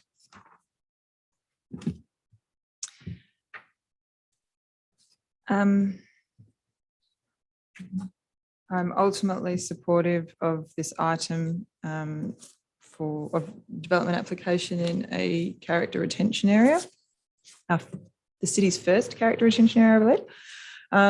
I do have an amendment on the table in relation to fencing, which I'll put later. I note that there has been community concerns in relation to the roof terrace, but I believe from a decision-making point of view, with the addition and condition screening and the setbacks and the permeable roof, this would be approvable. And I note that there is a new condition in relation to construction management plan, and I hope that that can address some of the community concerns in relation to this. I appreciate Mayor Cole's question at the briefing last week in relation to the city determining a perhaps more formalised policy position in relation to roof terraces, as they do tend to be quite contentious. I think that it would be useful for us to get some understanding in relation to, I guess, noise in particular and amenity in relation to these. But yeah, other than that, I think that this is, there's a number of interesting elements to this design, but overall I'm satisfied, with the exception of the fencing, that this can be approved. Councillor Hallett. Thank you. I'm a little bit more on the fence on this one, but would support the amendment around the fencing change. I guess the core concern that I still have is around the lack of setbacks that are deemed to comply, and I guess the overall kind of bulk, but I'm not convinced that they're sufficient to refuse. And I agree that, you know, it is an interesting design and there's many elements to it. So I'll listen to debate. Councillors, any comments? Questions? Councillor Gonchevsky. I will put the amendment on the sky blue, dull blue. It relates to fencing, if I can get a second. Is there a seconder for the amendment? Councillor Hallett. Thank you, Nicole. Just a note from administration that there was a fence in this area that was approved in 2020, and just wanted to check in relation to previous approval. So in a character area, if there is a application for fencing that is not in alignment with the provisions of the character policy, what's the process there in terms of consultation and decision making, in terms of delegations and where that decision would be made, and who gets consulted on non-compliant fencing? Through you, Mayor Cole, departures to prescribed fencing requirements set out in the character guidelines ultimately are advertised to the entirety of the character area. In terms of the process from there, administration does have delegation to deal with departures to the guidelines standards. So on that basis, that was considered together, the fence, that is, together with the single house at that time by administration under delegation. Thank you. I will, obviously that's something for consideration.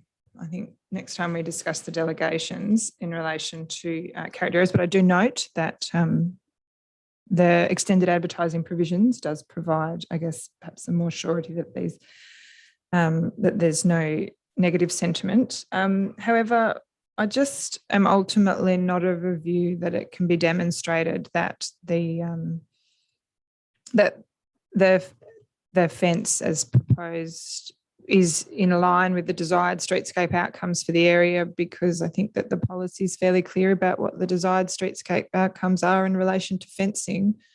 And I don't feel as though there's been any, I guess, justification that I can sort of accept as to why a variation should be approved in this instance. As I said, it's been a complicated application, but I'm overall satisfied that the provisions have been met in relation to the remainder of the development. And I think, but this small amendment, I think I would make me more comfortable overall that where the city can, in relation to character, we are seeking to take action. Councillor Hallett. Thank you. I mean, I think in many planning decisions, we have discretion and we have some flexibility around overall outcomes. I think in the case of precincts that do have additional guidelines, I think that flexibility should be reduced and we focus more on what has been agreed through previous community consultations and align with the guidelines far more stringently. So I support the amendment. Councillors, does anyone wish to speak to the amendment? Councillor Alexander. Could I just ask a question of the administration? It seems the administration is not in favour of this because on 5 previous occasions, they approved fences which were not in the guidelines. And I generally support, if you've got guidelines, we'll follow the guidelines. But the answer seems to be 5 times before, you've approved things above the guidelines. And so now that's the reason for approving this one. Through you, Mayor Cole, that is not the reason. There's 5 instances prior. One was approved in 2020, 4 prior to that, and that was before the introduction of the character retention guidelines, have been existing, no record of approval. So that's the circumstances. Policy is one consideration in the determination of an application. There's also the consideration around existing streetscape and compatibility. So administration's view, and there's commentary in the officer report, is taken into account all of these things, and on balance, it would be unreasonable from administration's view to refuse it on the basis and on the strength of the character guidelines and those standards when considering the existing streetscape and the existence of other non-conforming fence types. Just a follow-up question. So on the basis of this, if it is approved, do we change our guidelines? I can answer that question. Council's responsible for the policy. Yes, but if we're agreeing, if we do agree to these changes above council policy, wouldn't it then be a normal situation to say, well, hang on, this is what we're now approving in this area. We now need to change the policy. Sounds like you're speaking in favour of the amendment to me. Well, that's the purpose of the amendment. No, I understand that, but I just sort of a bit incredulous that, you know, these people who get refused are going to say, well, have a look at everyone else. You know, they've got it. How come we haven't got it? And then when they come to ask me or other councillors or administration why, what answer do we give them? Anyway, I'll leave it at that. Me? Yeah, I support the amendment. The answer that you could give is that it's in line with the character retention guidelines for the street, which is the purpose of the amendment. Yep. Does anyone else wish to speak to the amendment? Look, I briefly will. I also agree with Councillor Hallett that I'd like to see less discretion in character areas, particularly on things like front fences, because I think every character street that we've looked at, front fences and that open front garden has been quite, I know they're all unique and that's the purpose and that's fantastic, but it has actually been something that community members have been engaged on and discussed and come to some form of agreement on. And I do think that having the low fencing is different to having piers with wrought iron or pickets or whatever it is going to be. It does have currently a low fence. I think even by looking at the render of the new proposed versus the current photo, you can see that it does create a further barrier. So I would support this amendment and encourage administration when looking at these matters in character areas to do likewise. Any further comments? Okay, I'll put the amendment. All those in favour? Thank you very much. That's passed. We're back to the substantive. Is there any further discussion?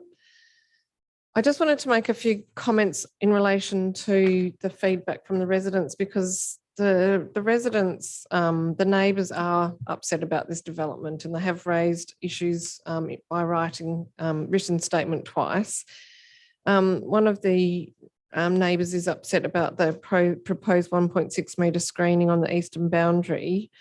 And I understand people often say I'm taller than 1.6 metres. I'm not that much taller than 1.6 metres, but others in the room are. And they query whether that's actually appropriate screening. This is actually the standard set in the R code. So council cannot require higher screening than 1.6 metres. We're simply, there is no ability to require something beyond the R codes unless it's by agreement with the applicant. So that one we just simply don't have discretion to deal with. There's also, there was also discussion again about the Skillion roof, and it is something that I asked questions on last week and had some response on in the briefing notes. And that Skillion roof that is over height is just that small section that covers the stairwell as you enter onto the third, not the third floor because it's under the R codes again, cannot be deemed a third story. But it is just that small section over the stairwell. And when, sought advice, there was demonstration that it's not visible from across the street. So it's not having that impact from the streetscape. And also that there are, manager, was it 3 or 4 stories to the rear? To you, Mayor Cole, it's 3 stories. Okay, yeah. So the setback of that, I think, and the fact that you can't see it from the streetscape has been quite informing for me. And the issue about the rooftop being a third floor and constituting a habitable space, again, we are bound by the definition in the R code. So as Councillor Gontaszewski has highlighted, it's probably something that does warrant some conversation because often, we are an inner city community, we're growing. On the one hand, using rooftop spaces is a fantastic way to maximise open space and to really make the most of small lots. And that's probably going to be the reality as we go forward. But then there are also issues that residents raise around noise, lighting, and all of those sorts of things. So it's something I think we can have a discussion about. But I just wanted to address some of those ongoing concerns raised by neighbours and to say that where the R codes have definitive definitions or state this is what a screen is and it's to this height, we don't have the discretion to alter that. So with this amendment now passed, I am supportive of the development application. Are there any further comments? Okay, I'll put it. All those in favour? I declare that carried. Thank you. Next item is 9.6, final adoption of local government property local law 2021. An absolute majority decision is required on this one.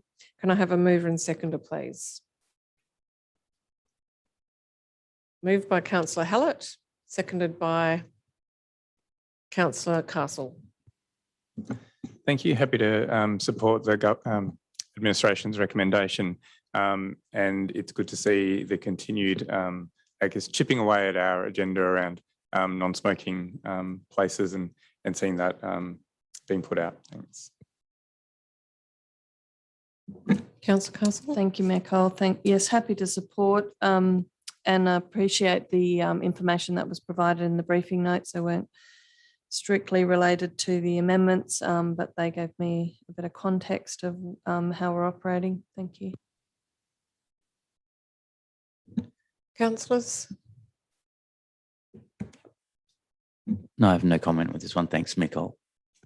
Sure. Any other comments?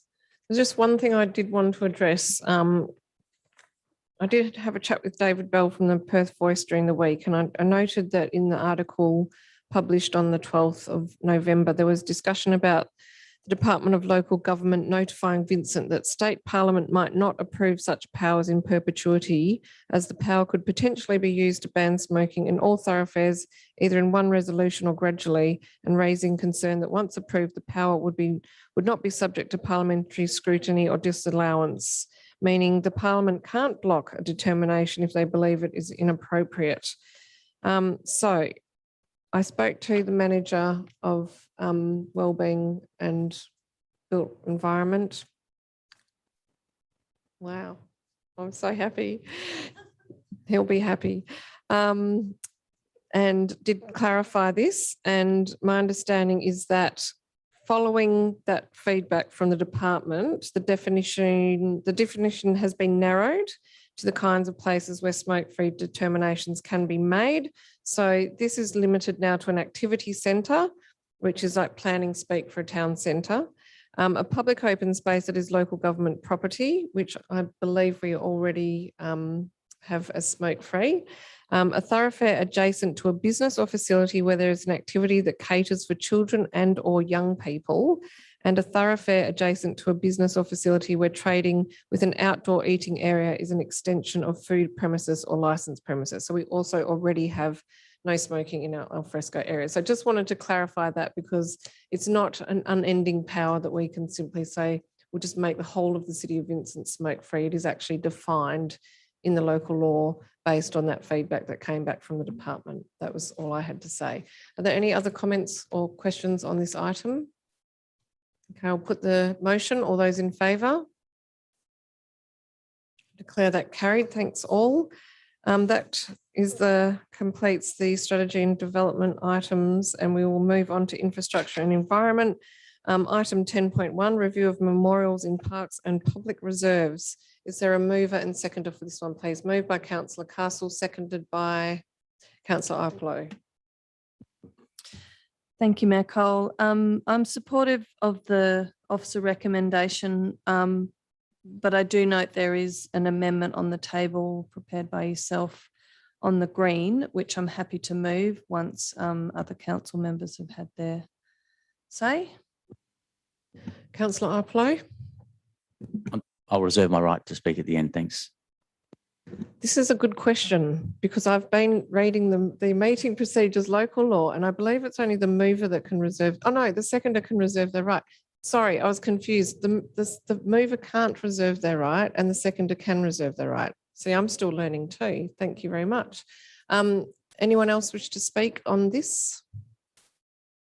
Okay. Councillor Castle. I'd like to move the amendment on the green, which relates to inserting the following clause around distribution of ashes, which is outlined there. I can have a seconder. Is there a seconder? Seconded by Councillor Warner. Thank you, Mayor. Look, I think when we first reviewed this policy, we did have some concerns about removing the ability for people to scatter ashes in our public spaces. We did ask for some more information around environmental or public health issues, and they don't appear to have been any that were identified. I understand and I note administration's comments that there hasn't been a high demand. However, I suggest that's probably just the ones we know about, and this practice may actually be happening without our knowledge, either by design or simply because the public don't realise that they need to request a permission to do it. I'm aware of some situations where this has been proposed or is intended to happen around the city, and they are in quite appropriate situations. So I think it is suitable for the city to retain the opportunity to approve this following the outlined conditions that are set out in the amendment. Councillor Warner, do you wish to speak to it? I just want to say that this is something that was really playing on my mind as well, and I'm really happy to support this amendment. Thank you.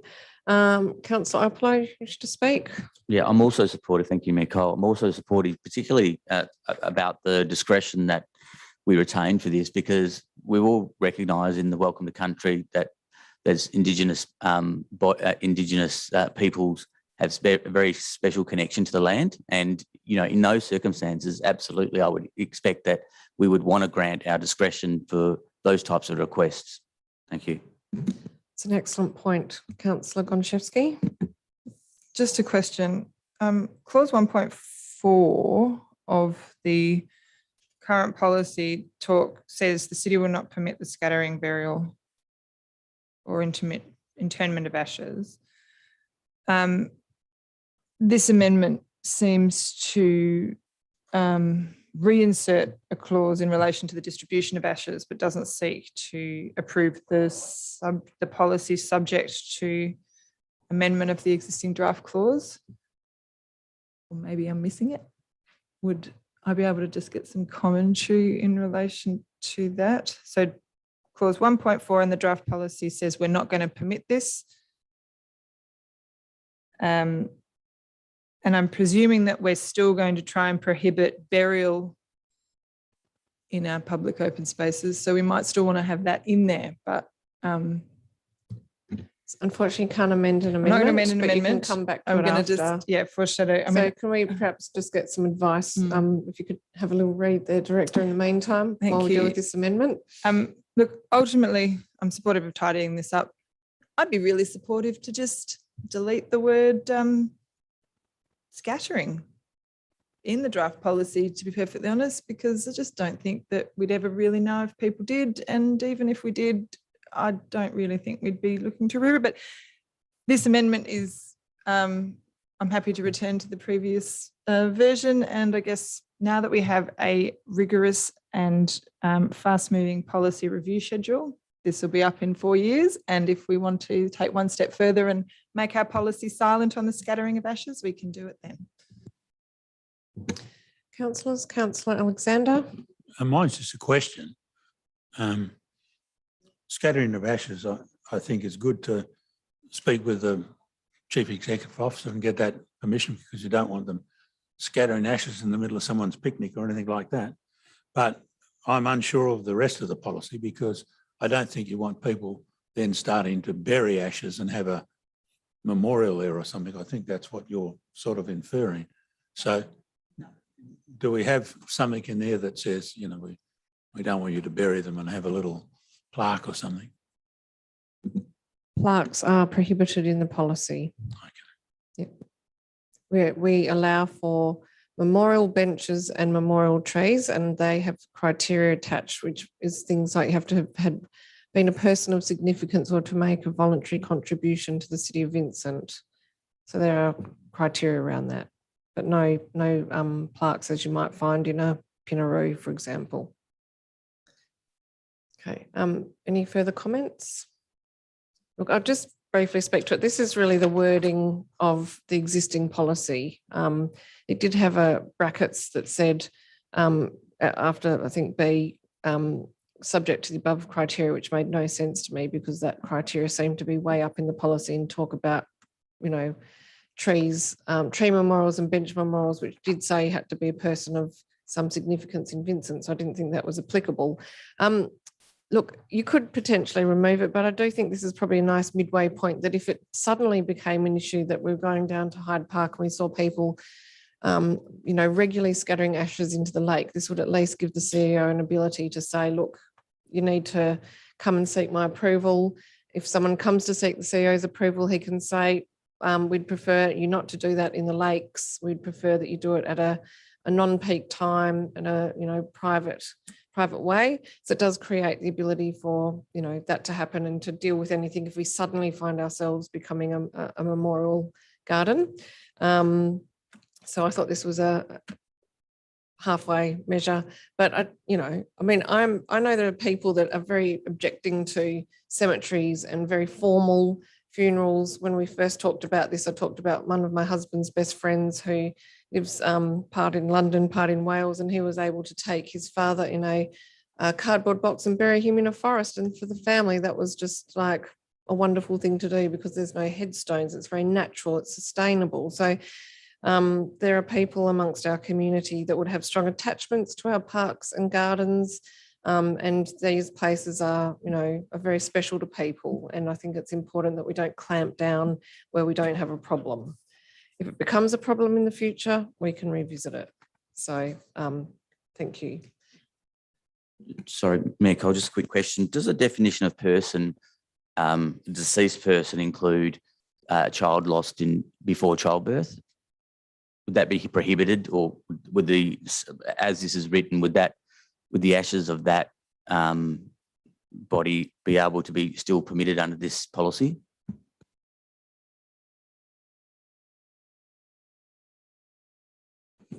Through my call, I mean, it's a very specific question. I'd have to take on notice. No, you don't. It's a yes. Of course, we would permit that. Oh, I I'm mean, not, sorry. Come on. You would be heartless. No, I think the question was, does a child, Could I just say an for the unborn child let's. meet the definition? I'm really concerned that you're going down that pathway. For the Sorry, purposes of this policy, I think we could say that any deceased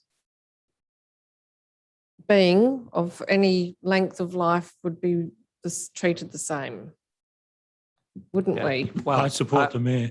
I was just trying to answer the question about whether that met the definition of deceased person. And Well, it's not here to determine, this policy is not here to determine what is a life form and when does life begin. That's like a deep thing that we don't need to worry about. And Yeah, I'm supportive of that, of exactly what you said. All I was saying is, under the definition, technically, do we have to broaden the definition of deceased person? That's all. That was my question. my personal view is no, CEO. Through Mayor Cole. I just want to make sure we don't bury any live people. That would be good. Yeah, that's, as long as they're deceased. Yes. Yeah. Yes. Through Mayor Cole, I think we'd be able to treat any application appropriately. Yeah. We did receive one. Absolutely. I think you have every confidence. Okay, so we're still dealing with the amendment. Are there any other comments or questions? Okay, I'll put it. All those in favour? Like Ash and Derby is hanging in there. Thank you, that's passed. Any further comments on the substantive? Councillor Gonchevsky. May I just move a subsequent amendment to amend clause 1.4 to remove the word scattering? Can you just read the sentence out? Yeah, Just because I haven't is, quite got it in front of me. the city will not permit the scattering, burial or internment of ashes of a deceased person on council-owned or managed property, given the availability of specialised facilities operated by the Metropolitan Cemeteries Board. Thank you very much. Is there a seconder for that amendment? So this is just to prevent internment and burial. Yeah, the primary purpose of the amendment is to ensure that the draft policy is in compliance with the clause we've just inserted. Okay, yep. Seconded by Councillor Hallett. Wish to speak to it? Does anyone wish to speak to this? It's quite straightforward. Okay, I'll put it. All those in favour? That's Councillor Wallace, are you voting against? No, with us. Thank you. That's carried. Any further amendments, comments or questions on the substantive motion? Okay, I'll put it. All those in favour?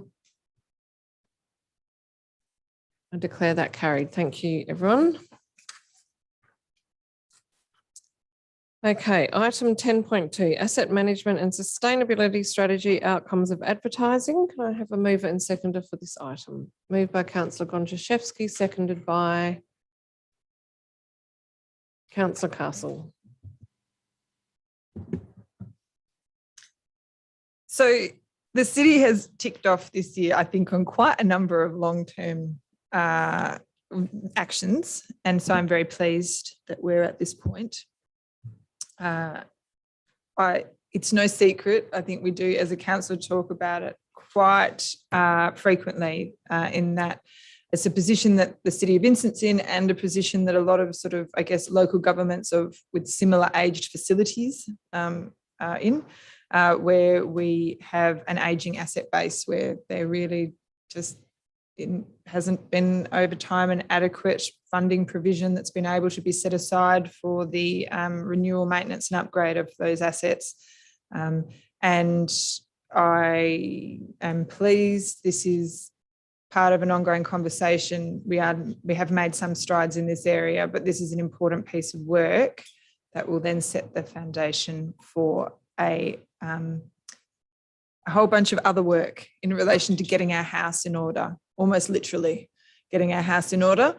So I'm very pleased that this has come forward. I think that the amendments that have been made are positive and are responsive to the consultation.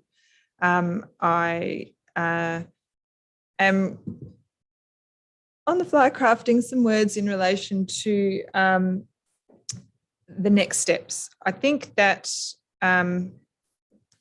I will move an amendment subsequently, but what I'll say as I'm speaking about the substantive as a whole, there are a number of short-term actions that the city has said that they will be taking to improve our asset sustainability ratio, to improve our long-term financial planning through the consideration of varying financial scenarios, to consider additional costings for projects. I've been having some discussion today with the Executive Director of Infrastructure and Environment in relation to life cycle costings for Halverson Hall. We've had a report to this meeting that's been approved in relation to costings to bring that up to standard, but what that initial body of work did not do was to actually consider the life cycle costings of the varying approaches that could be taken in relation to that facility.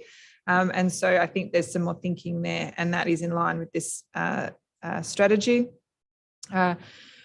Two critical pieces of work that need to be undertaken is an asset prioritisation plan and establishing levels of service for city facilities. And then we will also be looking at how we can ensure that we have the software to manage our assets in a more contemporary fashion.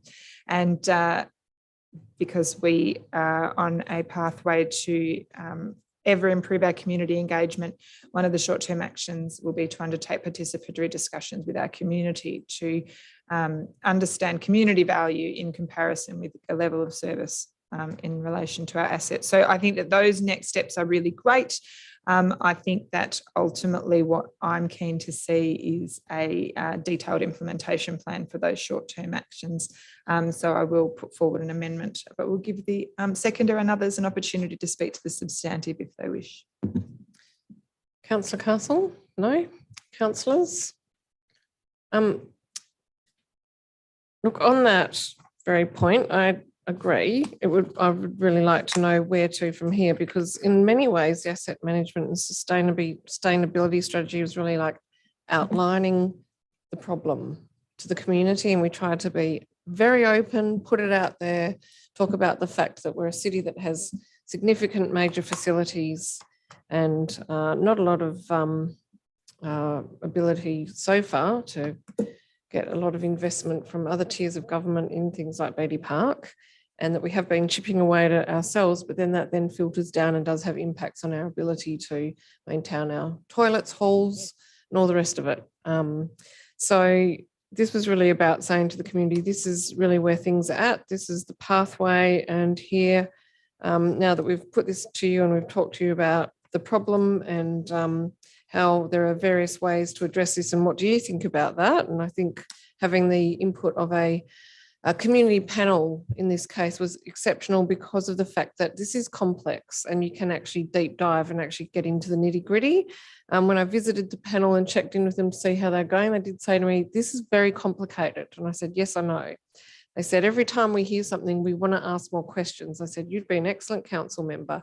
So it was very invaluable to be able to go through a group of residents and really get their feedback by going through it in some detail, for them to have the opportunity to visit assets like Beatty Park and to talk about, long-term financial planning and budgeting and what options are available to sort of try to fund some of these works. So that was all very much appreciated. We also did then have the detail on the implementation, and that for me is the really important next step, because we need to keep moving on this. We've sort of identified the problem and talked about the fact that we need to do something, and I think as Councillor Gondrzejewski has outlined, that next step into the prioritisation is really critical. I'll probably also point to CO KPI on where is it? It talks about finalise and implement the asset management and sustainability strategy, including actions endorsed by council for the financial year. So for me, to finalise and implement, including actions endorsed by council for the next financial year, I think that having that implementation plan on what will happen this financial year to meet that KPI in terms of setting that direction, that is quite critical. And I'd like to really get some feedback from administration on what next, rather than at the back of the document where it sort of talks about horizons in that sort of 1 to 3 years. I think we really need to be really crystal clear on what comes first and what time frame. So support having an implementation plan in more detail coming back through council. Councillor Apollo. Yeah, just a question to the administration, Mayor Cole. Minister Carey, Minister for Local Government, recently announced a pretty significant potential change that would affect local government. I'm not sure. My question to administration is, has that been reviewed in the context of what we're proposing here with our asset management strategy? And is there any conflict or difference in what Minister Carey is proposing with what we're asked to consider this evening? Through Mayor Cole, I don't have the specific language in the proposed reforms, but it talks about ensuring that councils have very clear and contemporary asset management plans to inform their capital works program, which are linked to a new document called a council plan, which would be like a combined strategic community plan and corporate business plan. And there's further work and detail to be done following this strategy being adopted, but we're well on the way to meeting the intent of that proposal. So nothing we're aware of is, and probably we don't have enough detail. Is that the response? Through Mayor Cole, the specifics of what the state government will mandate, including updated guidelines on projects and programs and services, which they all will be encouraged to be on one page and linked to up-to-date asset management plans. We'll probably have that in about 2 years' time. There'll be legislation that's passed, templates provided by the Department of Local Government. But by the time the state government finalises that, I think would be meeting or exceeding those new benchmarks. Yes, Councillor Alexander. In my experience, I've found that most organisations don't usually manage their life cycle maintenance costs as per the book or the preferred option because it's just too expensive. And I'm not quite sure whether we need to develop a realistic one or the ones that that are coming at us, are they going to be realistic, or how do we work through that? Because everyone tells you, here's the book and here's what you should do. And if you do that, you go broke. Well, in my opinion, it's pretty tough. So do we just say, yeah, and then manage it to the best of our ability? And how do we do that? It's a very good question. It's easy to ask that question. No, we have had that. We have had those sorts of debates on council between us about, even just something like the life of a truck. And we'll say, yes, it might be at its end of life on truck, at its end of life by the book, but what is it really looking like? What's the condition? And we have extended life of assets. So we do ask those sorts of questions, but I'll go to the director to see if you have anything further to add. Yes, Michael, I understand the question. What the strategy says is we'll develop templates for considering life cycle costs. I think the real issue we have is that when we look at options for our assets, we don't always properly look at life cycle costs.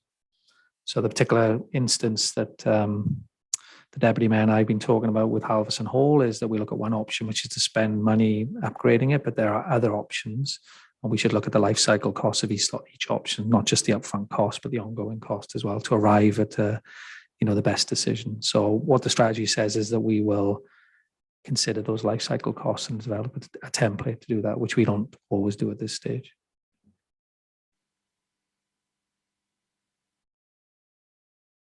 Through you, Mayor Cole, just to confirm Councillor Apollo's question, the state government proposal is to have simplified asset management plans to consistently forecast costs of maintaining the local government's assets. A new plan will be required at least every 10 years.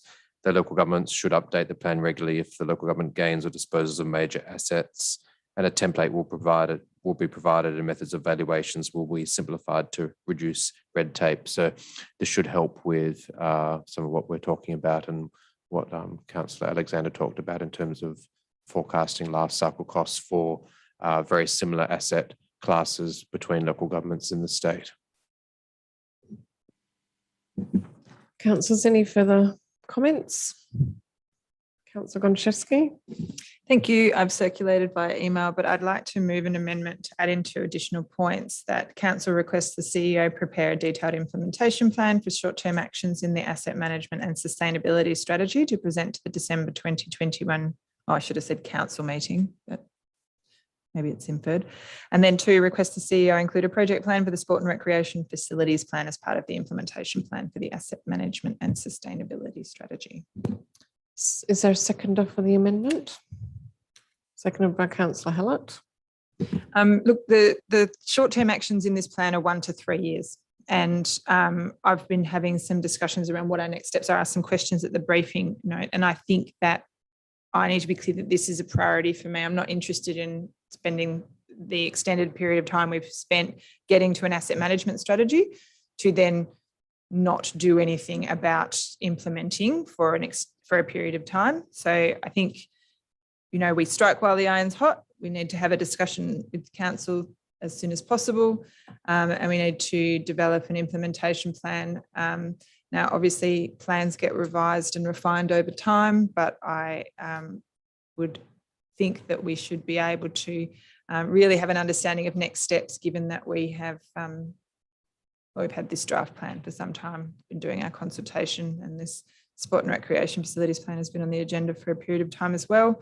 And I think that through considering that implementation plan, it would be important to be able to identify what resources we need to use to take those next steps, and if they are existing FTE, what they're doing currently and how that could be rearranged, I guess, because I think this is important, because as Councillor Alexander has absolutely said, the classic, you know, situation that local government faces is we have all of these assets, we don't spend enough on them, we have community groups that want to use them, we struggle to get, you know, not struggle, but, you know, it can be a challenge to obtain this sort of level of external funding that you might hope.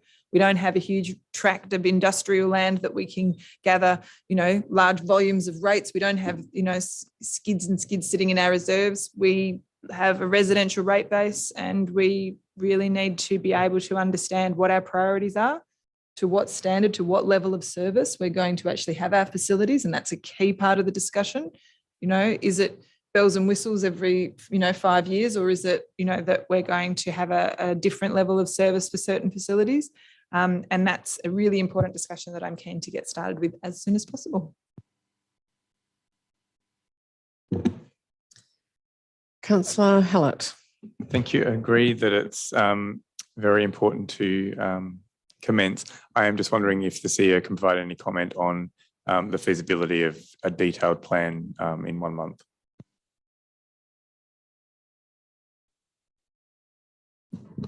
So through Mayor Cole, it'll be less than 1 month, because we've got a couple of weeks to finalise the agenda papers for the December meeting. The strategy councils we're recommending council adopts, as Councillor Gondaszewski said, already identifies 5 or less than 10 short-term actions. What we did with council following its adoption of the transport strategy was to, as part of the budget process, to identify what would be the actions that would be implementing this financial year, and where the resources would be allocated out of what were dozens and dozens of actions. So we could extract out what, break down short term into year 1, 2, and 3 over the next 3 years of the budget, and we can provide a bit more commentary on that very high level description that's just currently attached. I think it would be year 1, 2, and 3 of the plan, not the budget. Sorry, for the plan.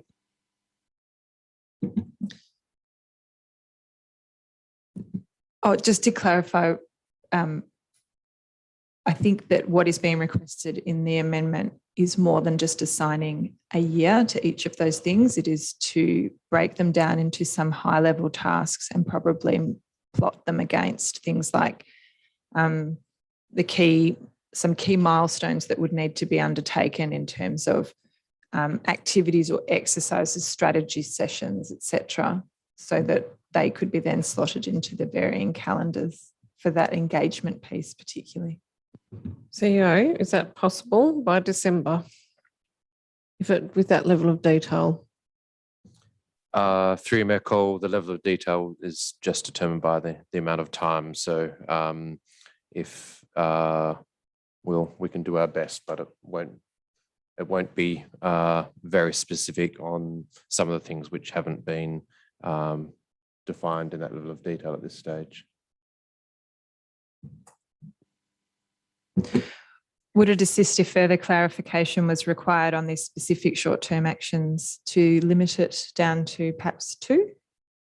Through Mayor Cole, that'd be very, very helpful. Yes, if we knew exactly what the short-term items of most interest for council's planning and budgeting, then that would help with the prioritisation on those things. Well, for me, it's the asset prioritisation plan and levels of service, but that I think was fairly evident from my speaking, but they're probably the biggest work pieces.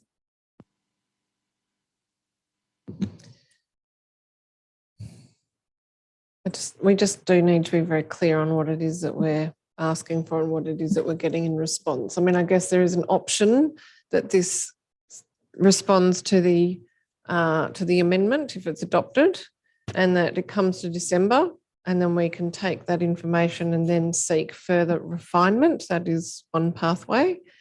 For me, I'm interested to probably see a prioritisation of the short-term options in their totality, perhaps with refinement of what will happen within the next 12 months. Through Mayor Cole, yes, that makes sense that we would prioritise all the short-term actions over those 3 years, and we can certainly provide more detail on how we'd go about the actions under 2, which are the asset prioritisation plan and the service level classification. Just to note, I think we're in the process of appointing a new manager to oversee some of this work, so that would coincide with the onboarding of a new officer to help implement this work. A new meaty project to commence. Okay. All right. Questions, councillors, or comments on this amendment? Okay, I'll put the amendment. All those in favour? That's carried. And we're back to the substantive. Any further comments or questions on the substantive motion? Okay, I'll put it. All those in favour? And declare that carried unanimously. Okay, thank you all. We shall move to Community and Business Services. One item to deal with this evening, 11.5 first quarter budget review 2021-22. An absolute majority decision is required. Moved by Councillor Iplo. No, you have a... Yeah, I'm having, can I request a short recess? Because I can't access any documents the last 10 minutes. Oh, really? Okay. Yeah, we'll just pause there and see if we can get you some assistance. Thank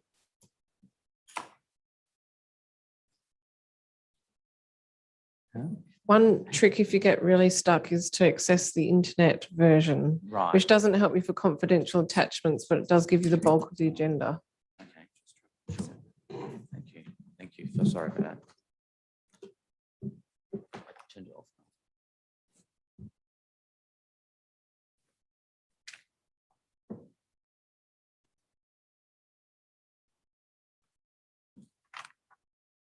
Can I just ask, I don't have a copy of the amendment that I laid on the table for this one. Does everyone have that?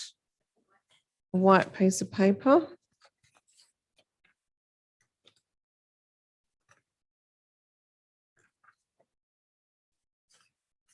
Thank you very much, Director.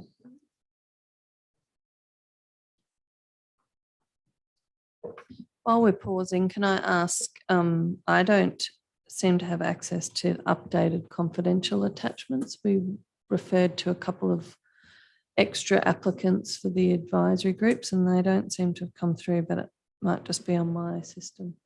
Have you exited and gone back in? You've done all the IT tricks. Through you, Mayor Cole, I'm happy to provide you with a hard copy if there's something that you're unable to access. Or you could just email them to I me could if do that. you can. Be fine. Wendy, do you have replacement pages on the community members for the advisory groups that you could email to all council members? I'm just saying, Councillor Castle is saying that she's not accessing the updated version. Specifically the confidential attachment.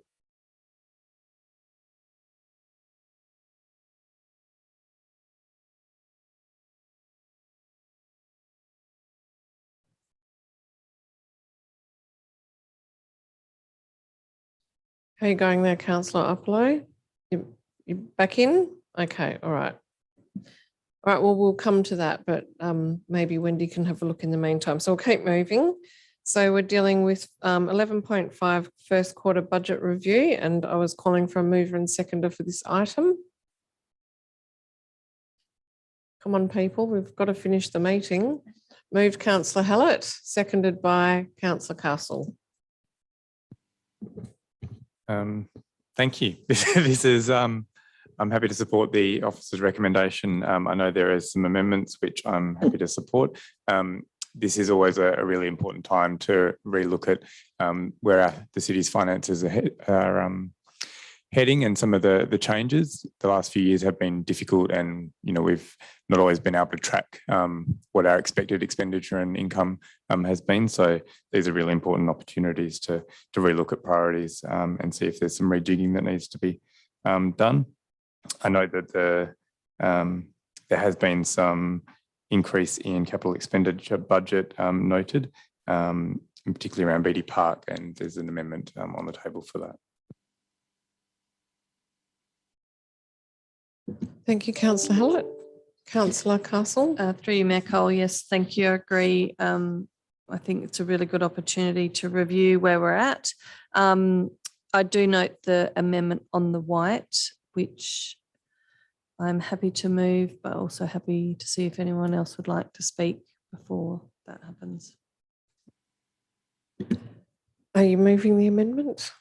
You're considering it, but you haven't quite decided? No, I'm happy to move it. I just thought others might like to speak before I did.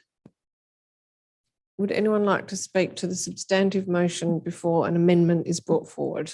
I think you have the floor. Okay, thank you. I would like to move the amendment on the white, which is to remove Beatty Park Leisure Centre electrical infrastructure renewal expenditure of $300,000, resulting in a net increase in the capital expenditure budget of $18,303 and a net increase in the opening surplus of $1,076,504, resulting in a forecast year end surplus at 30 June 2022 of $812,631. Is there a seconder for the amendment? Seconded by Councillor Gontaszewski. Look, I think the reason for this amendment is simply just that we need a bit more information and more detail on this particular expenditure that was being proposed. And it's really just to defer that particular decision until we can receive that information. I did have a question, and I think it relates to the emails that were being sent around this as to what would happen to that money in the short term and whether we need to specify that it is put into a reserve. Through you, Mayor Cole, there's no requirement for us to specify where that money goes because it will just increase our closing surplus. Given that we are proposing to discuss this item in 1 month's time, I think that's probably the simplest way for us to manage it. If it was for a longer period of time, then we could propose that we put it in the Asset Sustainability Reserve, and that would quarantine it and protect it from being allocated to something else. But I think given we're talking about December, my suggestion is that we just allow that to sit at the surplus level for now, and then we can discuss the best way to allocate those funds at our next meeting. Councillor Gontaszewski. Thank you. This amendment is much more in line with why I think we need to be managing cost overruns in our projects. We've had some discussion on this, and whilst I appreciate the timing issue of this item needing to be considered at this time, I do think that it's appropriate that we take steps to improve our practice in relation to change requests in terms of major projects. Councillors, yes, just very briefly, I didn't think it was 100% clear in the report what this meant, and I agree. I know that our city's project management processes are evolving, but I'd be much more comfortable with this expenditure being approved by council as part of a specific report to council with a change request and an outline of the total expenditure against budget and any newly forecast expenditure for the completion of the project as originally scoped. Given that that's coming forward in 1 month, I'd be much more comfortable allocating this expenditure, having that information to hand and seeing it treated as a change request to council as part of that project management oversight. Councillors, any comments on this amendment? Okay, I'll put it. All those in favour? That's carried. We're back to the substantive. Is there any further comments on Q1 budget review? Okay, I'll put it. All those in favour? Councillor Wallace, yes, thank you. That has passed. Thank you. Okay. We are moving on now to Chief Executive Officer items and 12.1 underground power update. Could I have a mover and seconder, please? Moved by Councillor Gontaszewski, seconded by Councillor Apollo. Thank you, Mayor Cole. I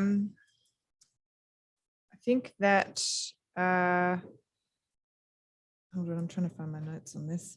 I think ultimately that what we've had some discussions around underground power. There's been a high level report prepared, and really what we need is clarity over next steps again. On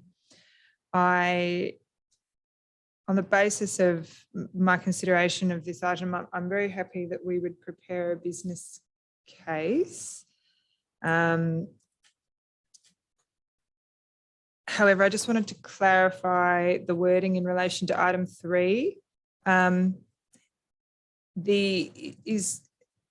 terms of the interpretation, is the interpretation that the city's requesting administration prepare a business case after and if Western Power announces a new program, or would the business case be prepared going forward?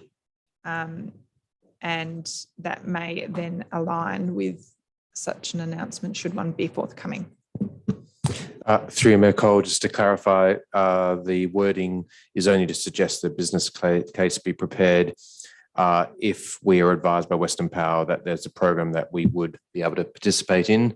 We don't know what that could look like. We don't know what the criteria would be. We wouldn't know eligibility, and we wouldn't know financial contributions. We would need to have those parameters from Western Power to inform a business case in the first instance.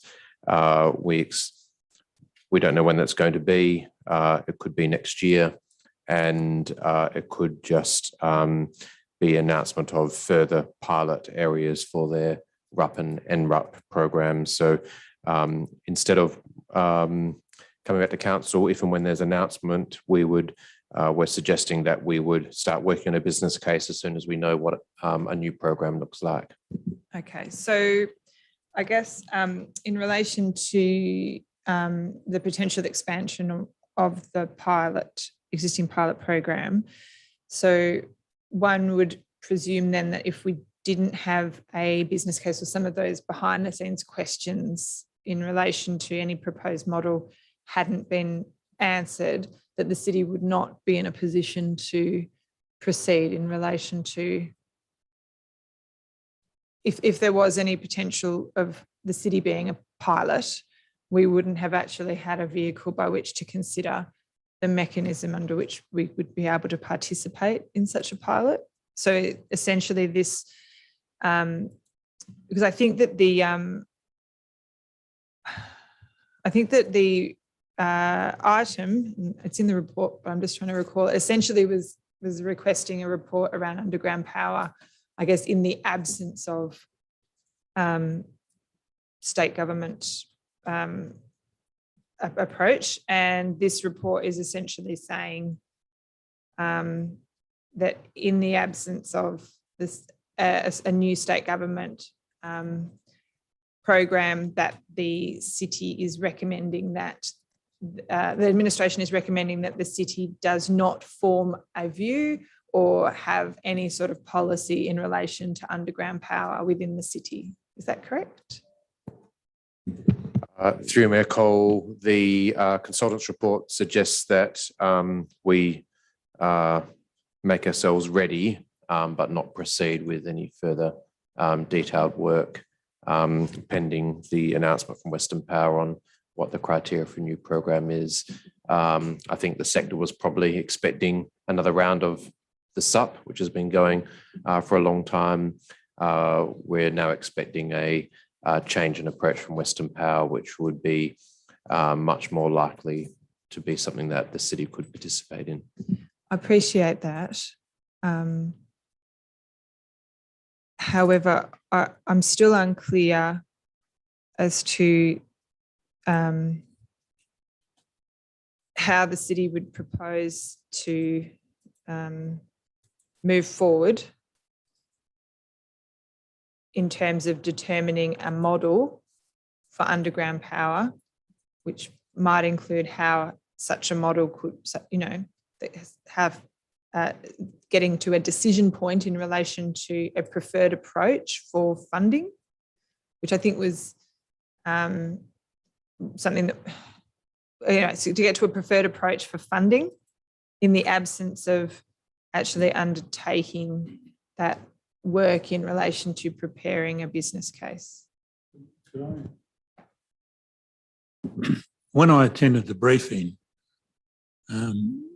what they seem to be saying to me is they don't know the deal yet in which Western Power are going to put forward.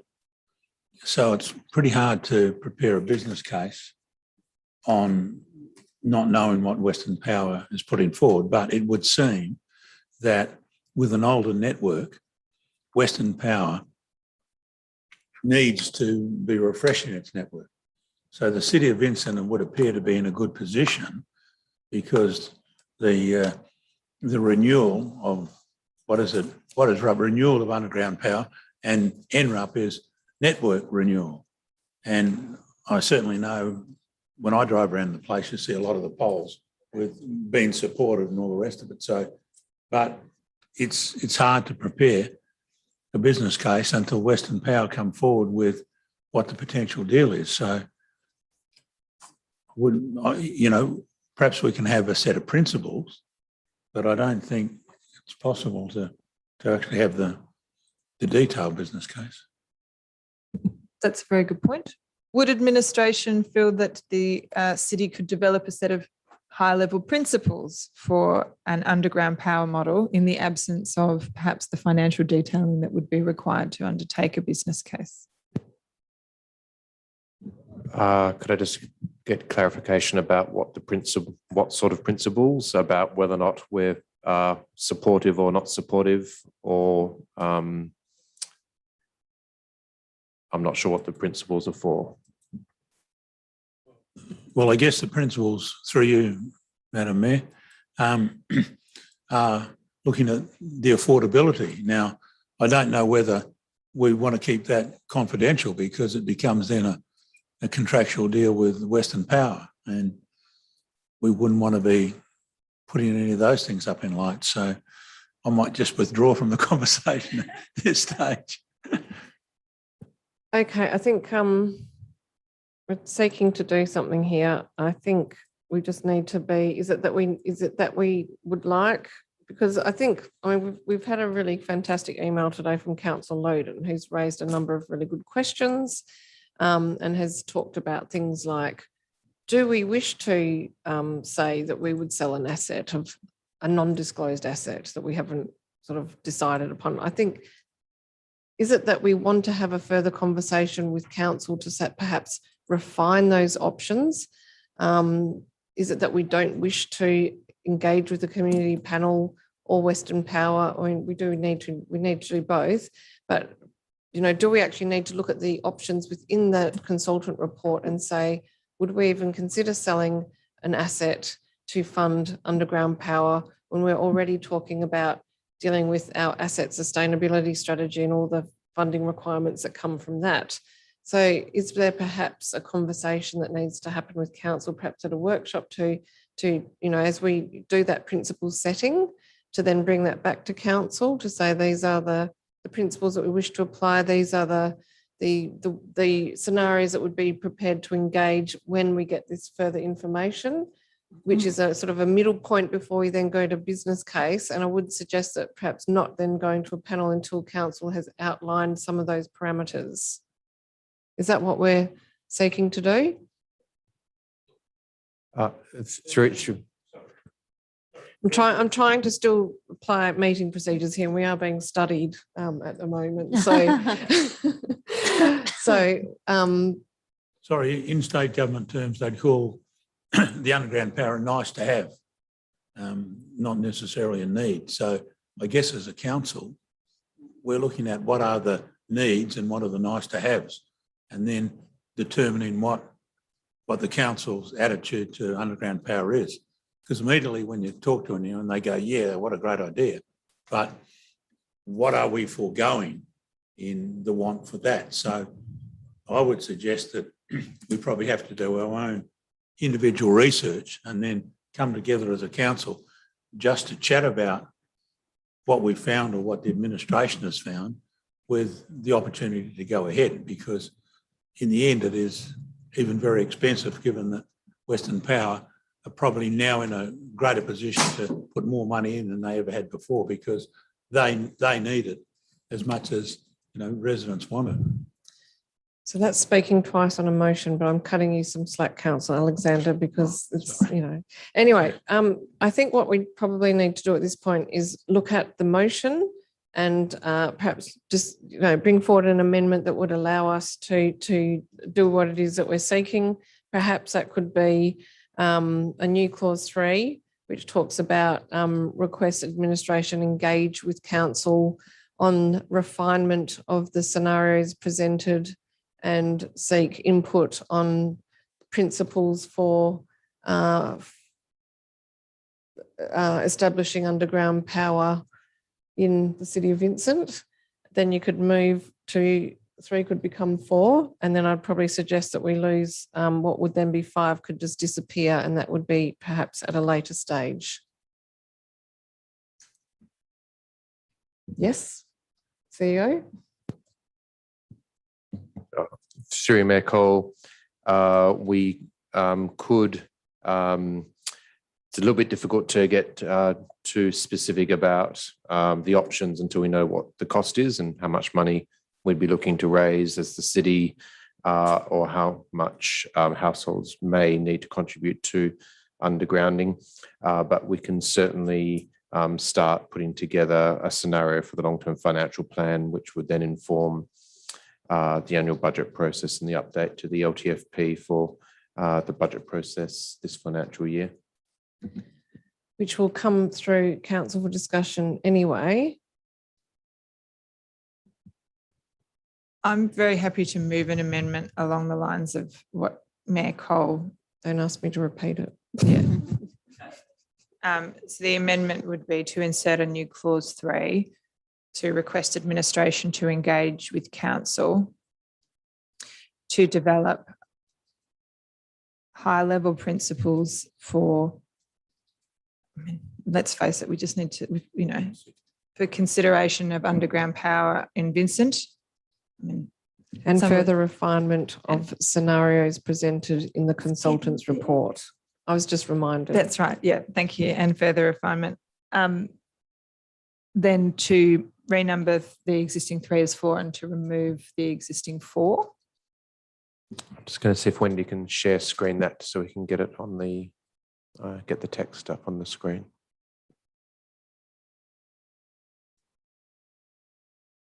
I think the question is, when I usually do amendments, I try and put dates in them. So if we were to try and put a date in relation to this new item 3, when we would be, whether it would be reasonable to be putting some sort of indication as to what level of priority that discussion would need to be held with. Just on that, do we have 2 further workshops this year? Just one? Through Mayor Cole, we've got a workshop next Tuesday on the 23rd, and then on the 30th we were planning to do whole of council development, and then there's no workshops in December. Probably no one wants to come in the week beginning the 20th of December or whatever it is. So perhaps March would probably be the earliest you might consider. Yeah, by March 2022 would be fine. Is there a seconder? Seconded by Councillor Castle. Do you wish to speak to the amendment? Look, I just want to be clear that this is about establishing principles that then may allow for the development of LTFP. But the principles come first. So in terms of the work, I don't, you know, I think we need to get to this point. I mean, really what we're talking about is probably a new and contemporary underground power policy that then, anyway, we can use these words for now. But yeah, so let's have that discussion. But I don't, from my perspective, I'd be very happy to have that discussion. I think Councillor Iapolo effectively raised a similar sort of thing today as well. I think that what we are seeking is to just continue this conversation.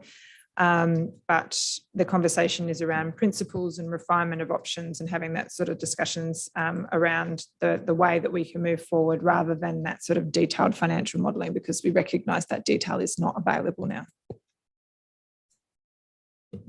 Through Mayor Cole, if we could confirming the language that we would schedule that to be as part of the budget workshop in March, if that's just to confirm.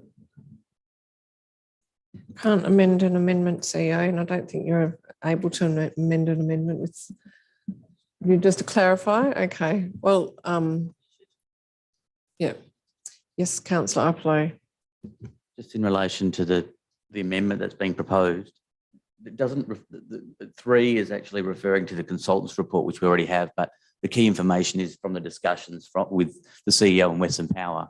So I think 3 needs to reference that, doesn't it? The issue there, Councillor Iapolo, is we're not quite sure when we're getting that information from Western Power. So I think we're trying to sort of still move forward as much as we can at a high level. Mayor Cole, I guess I'm asking if we can put a priority on those discussions and try to set a time frame by which we'd hope that the CEO has engaged with Western Power and has sought some relevant information on the topic. We'll come back to, I'll go to the seconder first, and then we'll come back to your question. Thank you, Mayor Cole, although it's just disappeared. So, look, I'm supportive of the amendment. I think that we are going through a process where we are slowly refining down what we're dealing with, what our options are, and how we're going to present that both to the policy setting process for council and to the community. I do think it's important to keep momentum in order to, so that, because one of the key messages received from the consultants is that when we do receive information from Western Power, we need to be ready to act.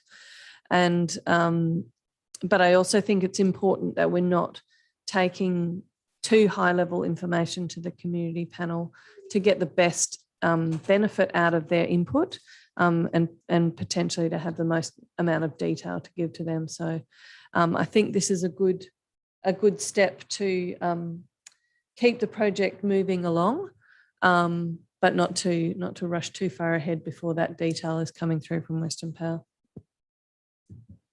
Now, Councillor Oppo, you were asking about the sequencing of the priorities. Would you like to respond to that, CEO?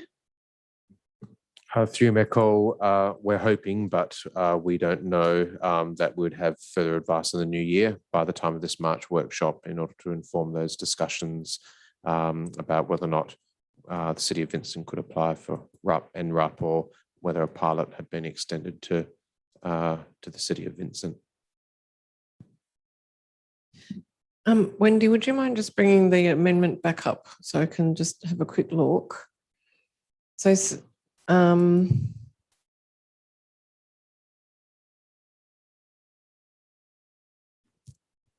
CEO, you're saying that we were talking about by March 2022. What was your concern with that? Through Mayor Cole, no, I'm perfectly comfortable with that language in the amendment that we would come back to council for that discussion on the high-level principles and parameters around which we would engage. If we have some criteria or a program announcement by Western Power, then that would be a more fruitful discussion. Okay. All right. So we have the form of words. The CEO is okay with the time frame. Are there any other questions or debate on the amendment?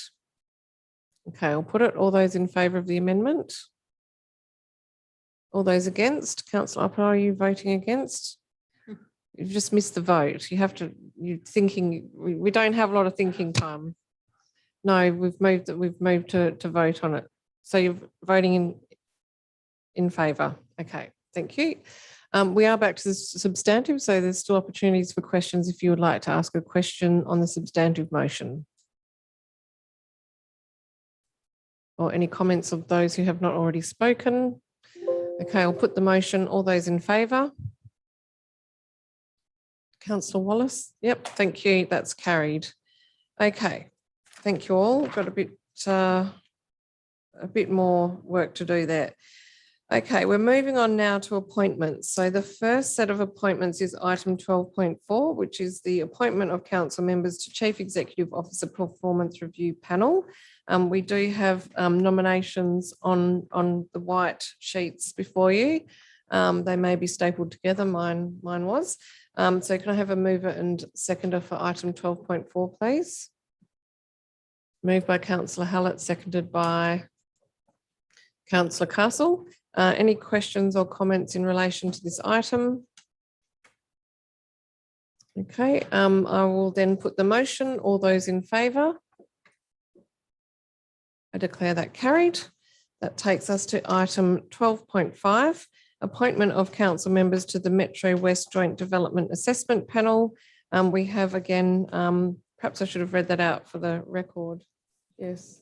If I just to go back to the decision that we just made, just for the record, so people can that might be tuning in or watching this on the archive at some point. We have just appointed to the CEO Performance Review Panel, Mayor Emma Cole, Councillor Susan Gontaszewski, Councillor Alex Castle, and Councillor Ross Iapolo. So we're now dealing with item 12.5, which is appointment to the Metro West Joint Development Assessment Panel. Can I have a mover and seconder for this item? Moved by Councillor Castle, seconded by Councillor Gontaszewski. The recommendation before us is that we appoint as members of the JDAP, Councillor Susan Gontaszewski and Councillor Ashley Wallace, and alternate members, Councillor Dan Loden and Councillor Jonathan Hallett. Does anyone wish to speak to the motion? Okay, I'll put the motion. All those in favour? Declare that one carried. That takes us to item 12.6. This is in two parts. The appointment of council members and community members to the City of Vincent Audit Committee. In terms of clause 1, that's the appointment of council members and the motion or recommendation reads that the council members appointed will be Councillor Susan Gontaszewski, Councillor Ross Iapolo, Councillor Ashley Wallace and Councillor Ron Alexander. In relation to clause 2, I just want to point out to you that this is a slightly different approach to the other boards and committees. And in case you wanted to ask any questions or discuss this, this is that we would appoint nominee number 1 as the external independent. Is this not as chair, just as a member? And the chairs, okay, just as a member to appoint nominee number 1, and that probably needs to be clause number 2, requests the audit committee to interview the short listed nominees as identified in confidential attachment 2 for the purpose of recommending 2 candidates to council for appointment to the audit committee. So I'll get a mover and seconder for this item. Moved Councillor Gontaszewski, seconded Councillor Castle. Any questions or comments or debate? Councillor Gontaszewski. I support item 1. I'd just like to get some justification from administration in relation to the approach that's being recommended and the grounds under which this approach is warranted, as opposed to the, I guess, more standard way that we tend to recruit to our panels. Thank you. Through you, Mayor Cole. The suggested approach, we were oversubscribed for applications for the audit committee from community representatives. This wasn't the case with the audit committee for the last 2 EOI processes. We have previously appointed one of the external members as an independent chair. The announcement by the state government on reforms to local government last week indicated that all local governments would be required to adopt what is currently now the state government model, which is to have a majority of community external representatives and a minority of council reps, and to have an independent external chair. We have had the independent external chair. We haven't had time, administration hasn't had time to interview the applicants, the external applicants who have some very strong credentials, but we would not be able to provide council with advice without interviewing them on their suitability or fit, given the competitive nature of that application process. The suggested approach would be if the audit committee saw fit to reappoint a community rep as a independent external chair, that the chair would be able to participate in interviewing and shortlisting for council consideration in December the other community applicants. That does not pose a problem in terms of the audit committee function. We would, if council appoints 1 external rep, we would have 5 out of 7. We're planning to schedule the first audit committee meeting on Tuesday the 7th to receive the external auditor's report, and then we'd still have a quorum and would come back to council in December following that interview process with potentially independent external chair. Can I ask a follow-up question to that? The recommendation says request the audit committee to interview under 10 applicants. I'm just wondering about the time and whether when people nominate voluntarily, if they've provided their CV, is there an expectation that they then sit through an interview? Through Mayor Cole, just to clarify, we're not proposing to interview all applicants. In practice, we'd be suggesting that we would consult with the appointed independent external chair on shortlisting and potential interviews to help refine that list down, so we could confidently make a recommendation to council on the final 2 external reps. Councillor Gontaszewski. Is this this process in terms of interviewing audit committee members part of the reforms? You've sort of advised having a majority of external members and having an independent chair is part of the reforms. Is this interview process part of those reforms? Through Mayor Cole, the reforms announced last week were very, very summarised. It didn't make any reference to whether or not how the external reps should be selected. And is this interview process, has it been drawn from any other best practice guideline in relation to audit committees? Through you, Mayor Cole, no, it's a standard process when you've got a competitive selection process to have a written application followed by an interview process. Is it a standard process across local governments, or I'm aware in terms of recruitment for employment, it certainly hasn't been a standard practice here. So I'm seeking advice in relation to other local governments. Is it a standard practice in other local governments? Through Mayor Cole, I can't comment on what other local governments do, but we haven't had the luxury of being oversubscribed for members of the audit committee previously. Appreciate that. Perhaps the Executive Manager of Governance could provide some advice in relation to other local governments as to whether this is a process that's utilised there as a standard practice.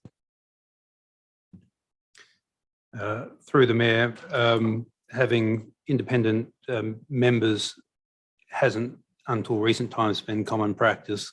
The process of appointing people to the audit committee or independent members to the audit committee would depend from council to council. I'm not particularly aware of any one way of doing it. In my view, whatever we do, we need to ensure that the bona fides of those nominees stack up beyond just being on paper, but through a personal interview and perhaps some reference checks after that point. And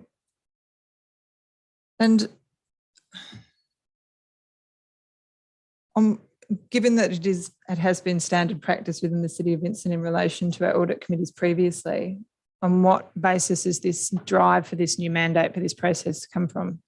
It doesn't appear to be motivated by any best practice guidelines. It's not something that's been employed at other local governments, and it is not something that's part of the local government package of reforms. In fact, there's no recommendation here to amend the audit committee terms of reference to include a majority of external members, and the nomination is just to appoint nominee one as a nominee rather than appoint them as a chair. So I just and I guess clarify, also there is a question coming, and also just given the late notice, where's it come from? There's nothing here to increase the number of independents beyond, because we can't currently do that. Yep.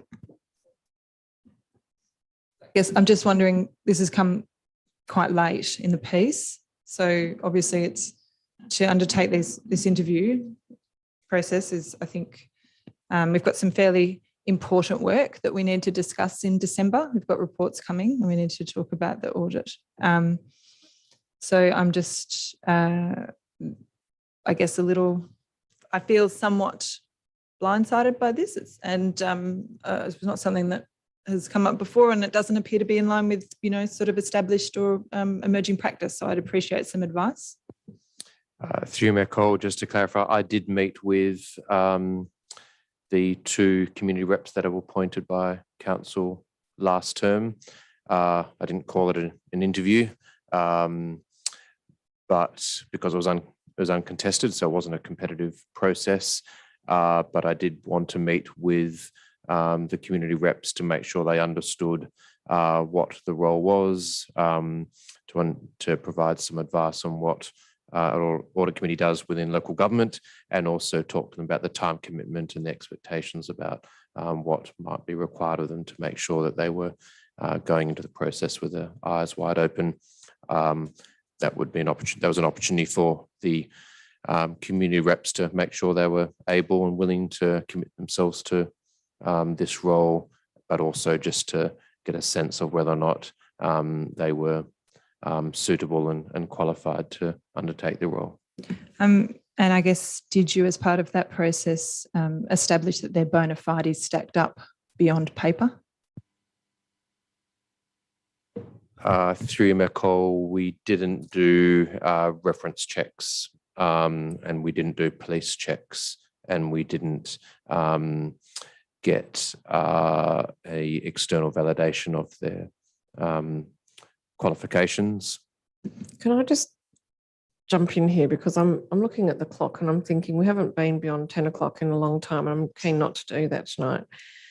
In any event, if there was not a great passion for this new process and councillors would like to choose the audit committee members this evening, is administration even in a position to make those recommendations for us? Like, is it even possible to do that? Because if it's not, I think we just have to accept it and move forward.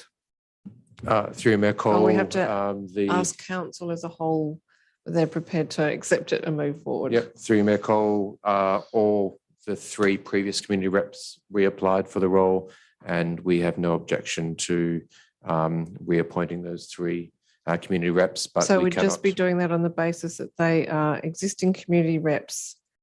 Is that a fair way to approach it, though, when we've invited applications from a broad range of people and we haven't said one of the criteria is that you have existing experience on our audit committee? Because I don't think that would pass public sector standards tests.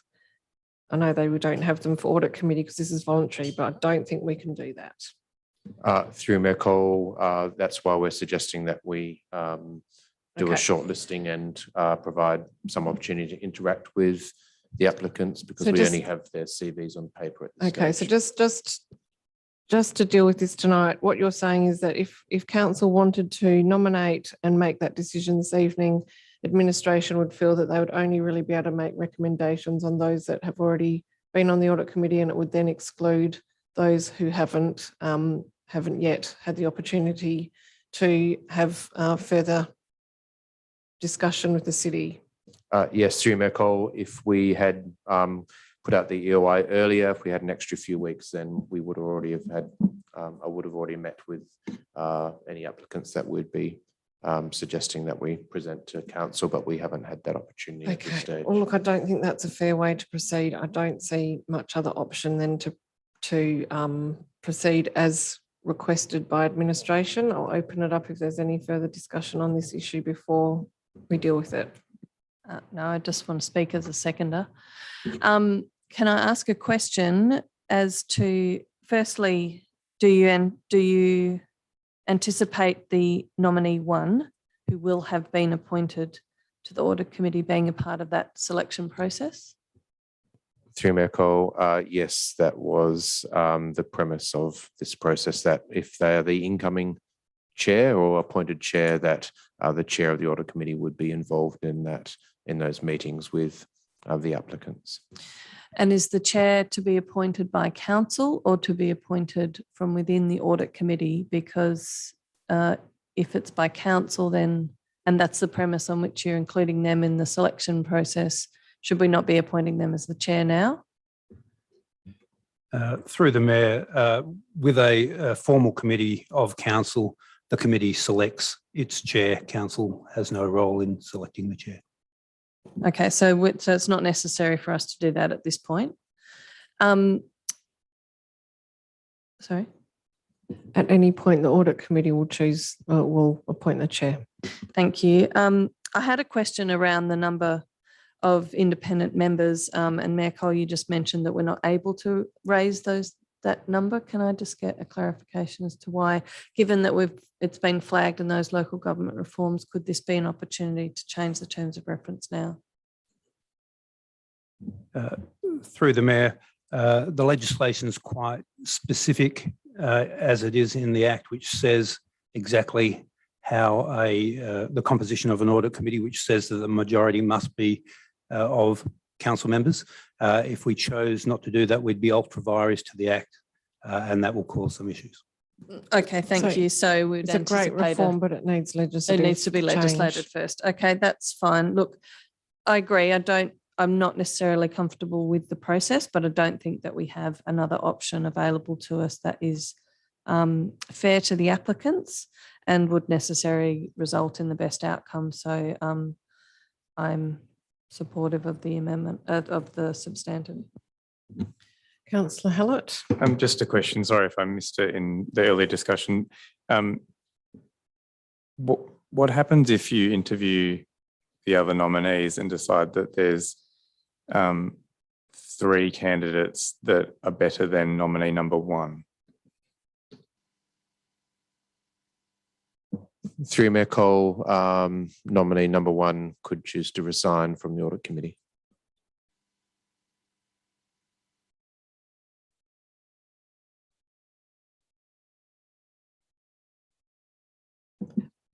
It's a good question, but I think the issue is that we have had an independent chair, so that it's a weighing up of, you know, there may be fantastic applicants, but also the ability to have an independent chair involved in the process is also extremely positive. So you've got to sort of weigh it up. Councillors, any further debate on the motion? I will just ask if we can correct clause.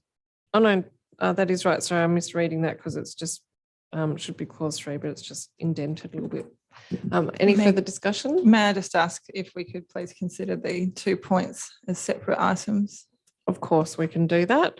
So we will vote separately on clause 1, that council appoints Councillor Susan Gontaszewski, Councillor Ross Iapolo, Councillor Ashley Wallace and Councillor Ron Alexander as audit committee members. Can I have a mover and seconder for that item, please? Moved by Councillor Castle, seconded by Councillor Warner. All those in favour? That clause is adopted. So then we'll move to clause 2, which is about the process of appointing nominee number 1 and then requesting that the audit committee interview the shortlisted nominees as identified in confidential attachment 2 for the purposes of recommending 2 candidates to council for appointment to the audit committee. We'll put this to the vote. All those in favour? All those against? Councillor Gontaszewski voting against. I declare that carried.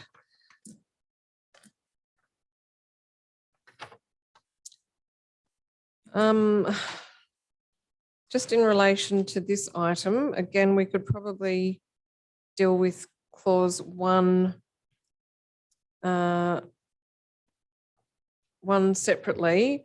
I just feel that we're going to have to go into confidential because I think we've all received the confidential attachments, but we've been informed there was a late, well, it wasn't technically late, but we did have a further applicant for the arts, and I don't think that council has actually received that information.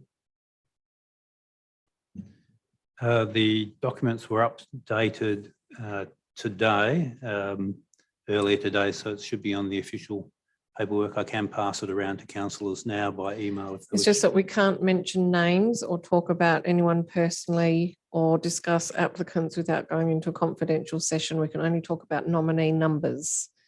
So, and also on the motion or the recommendation, it talks about applicant and it doesn't say what number. So I'm just confused.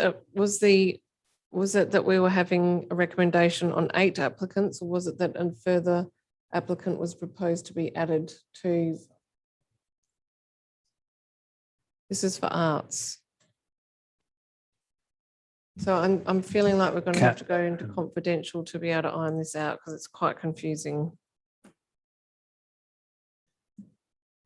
Through you, Mayor, Councillor Castle has an amendment to my recommendation for the arts that should be in the amended reports accommodates the late applicant and recommends that late applicant to be appointed to the Arts Committee. And that late applicant is applicant number 7, or let me just see, 8. So 8 would say applicant 8. That's correct. No? It should be applicant 8 because they are listed as applicant 8 on the confidential attachment. So I'm looking at the confidential attachment that's been emailed by the Director for Community and Business. And excuse me, Mayor, actually the one that was emailed by the Director of Community and Business was the original attachment. Okay. I can forward on what was sent to me by the Executive Manager of Governance, which is the up-to-date attachments. Okay, I'm just going to move that we go. I think we need to move it to go behind closed doors just so that we're very aware of what is going on here. So my apologies. We do have to just have a brief break for confidential because we need to be clear about what it is that we're voting on. So moved by Councillor Gontaszewski to go move behind closed doors to consider the confidential attachments, seconded by Councillor Castle. All those in favour? Councillor Wallace, are you voting against or have you frozen? Oh, I think Derby's, we've lost Derby. Okay, that's sufficient.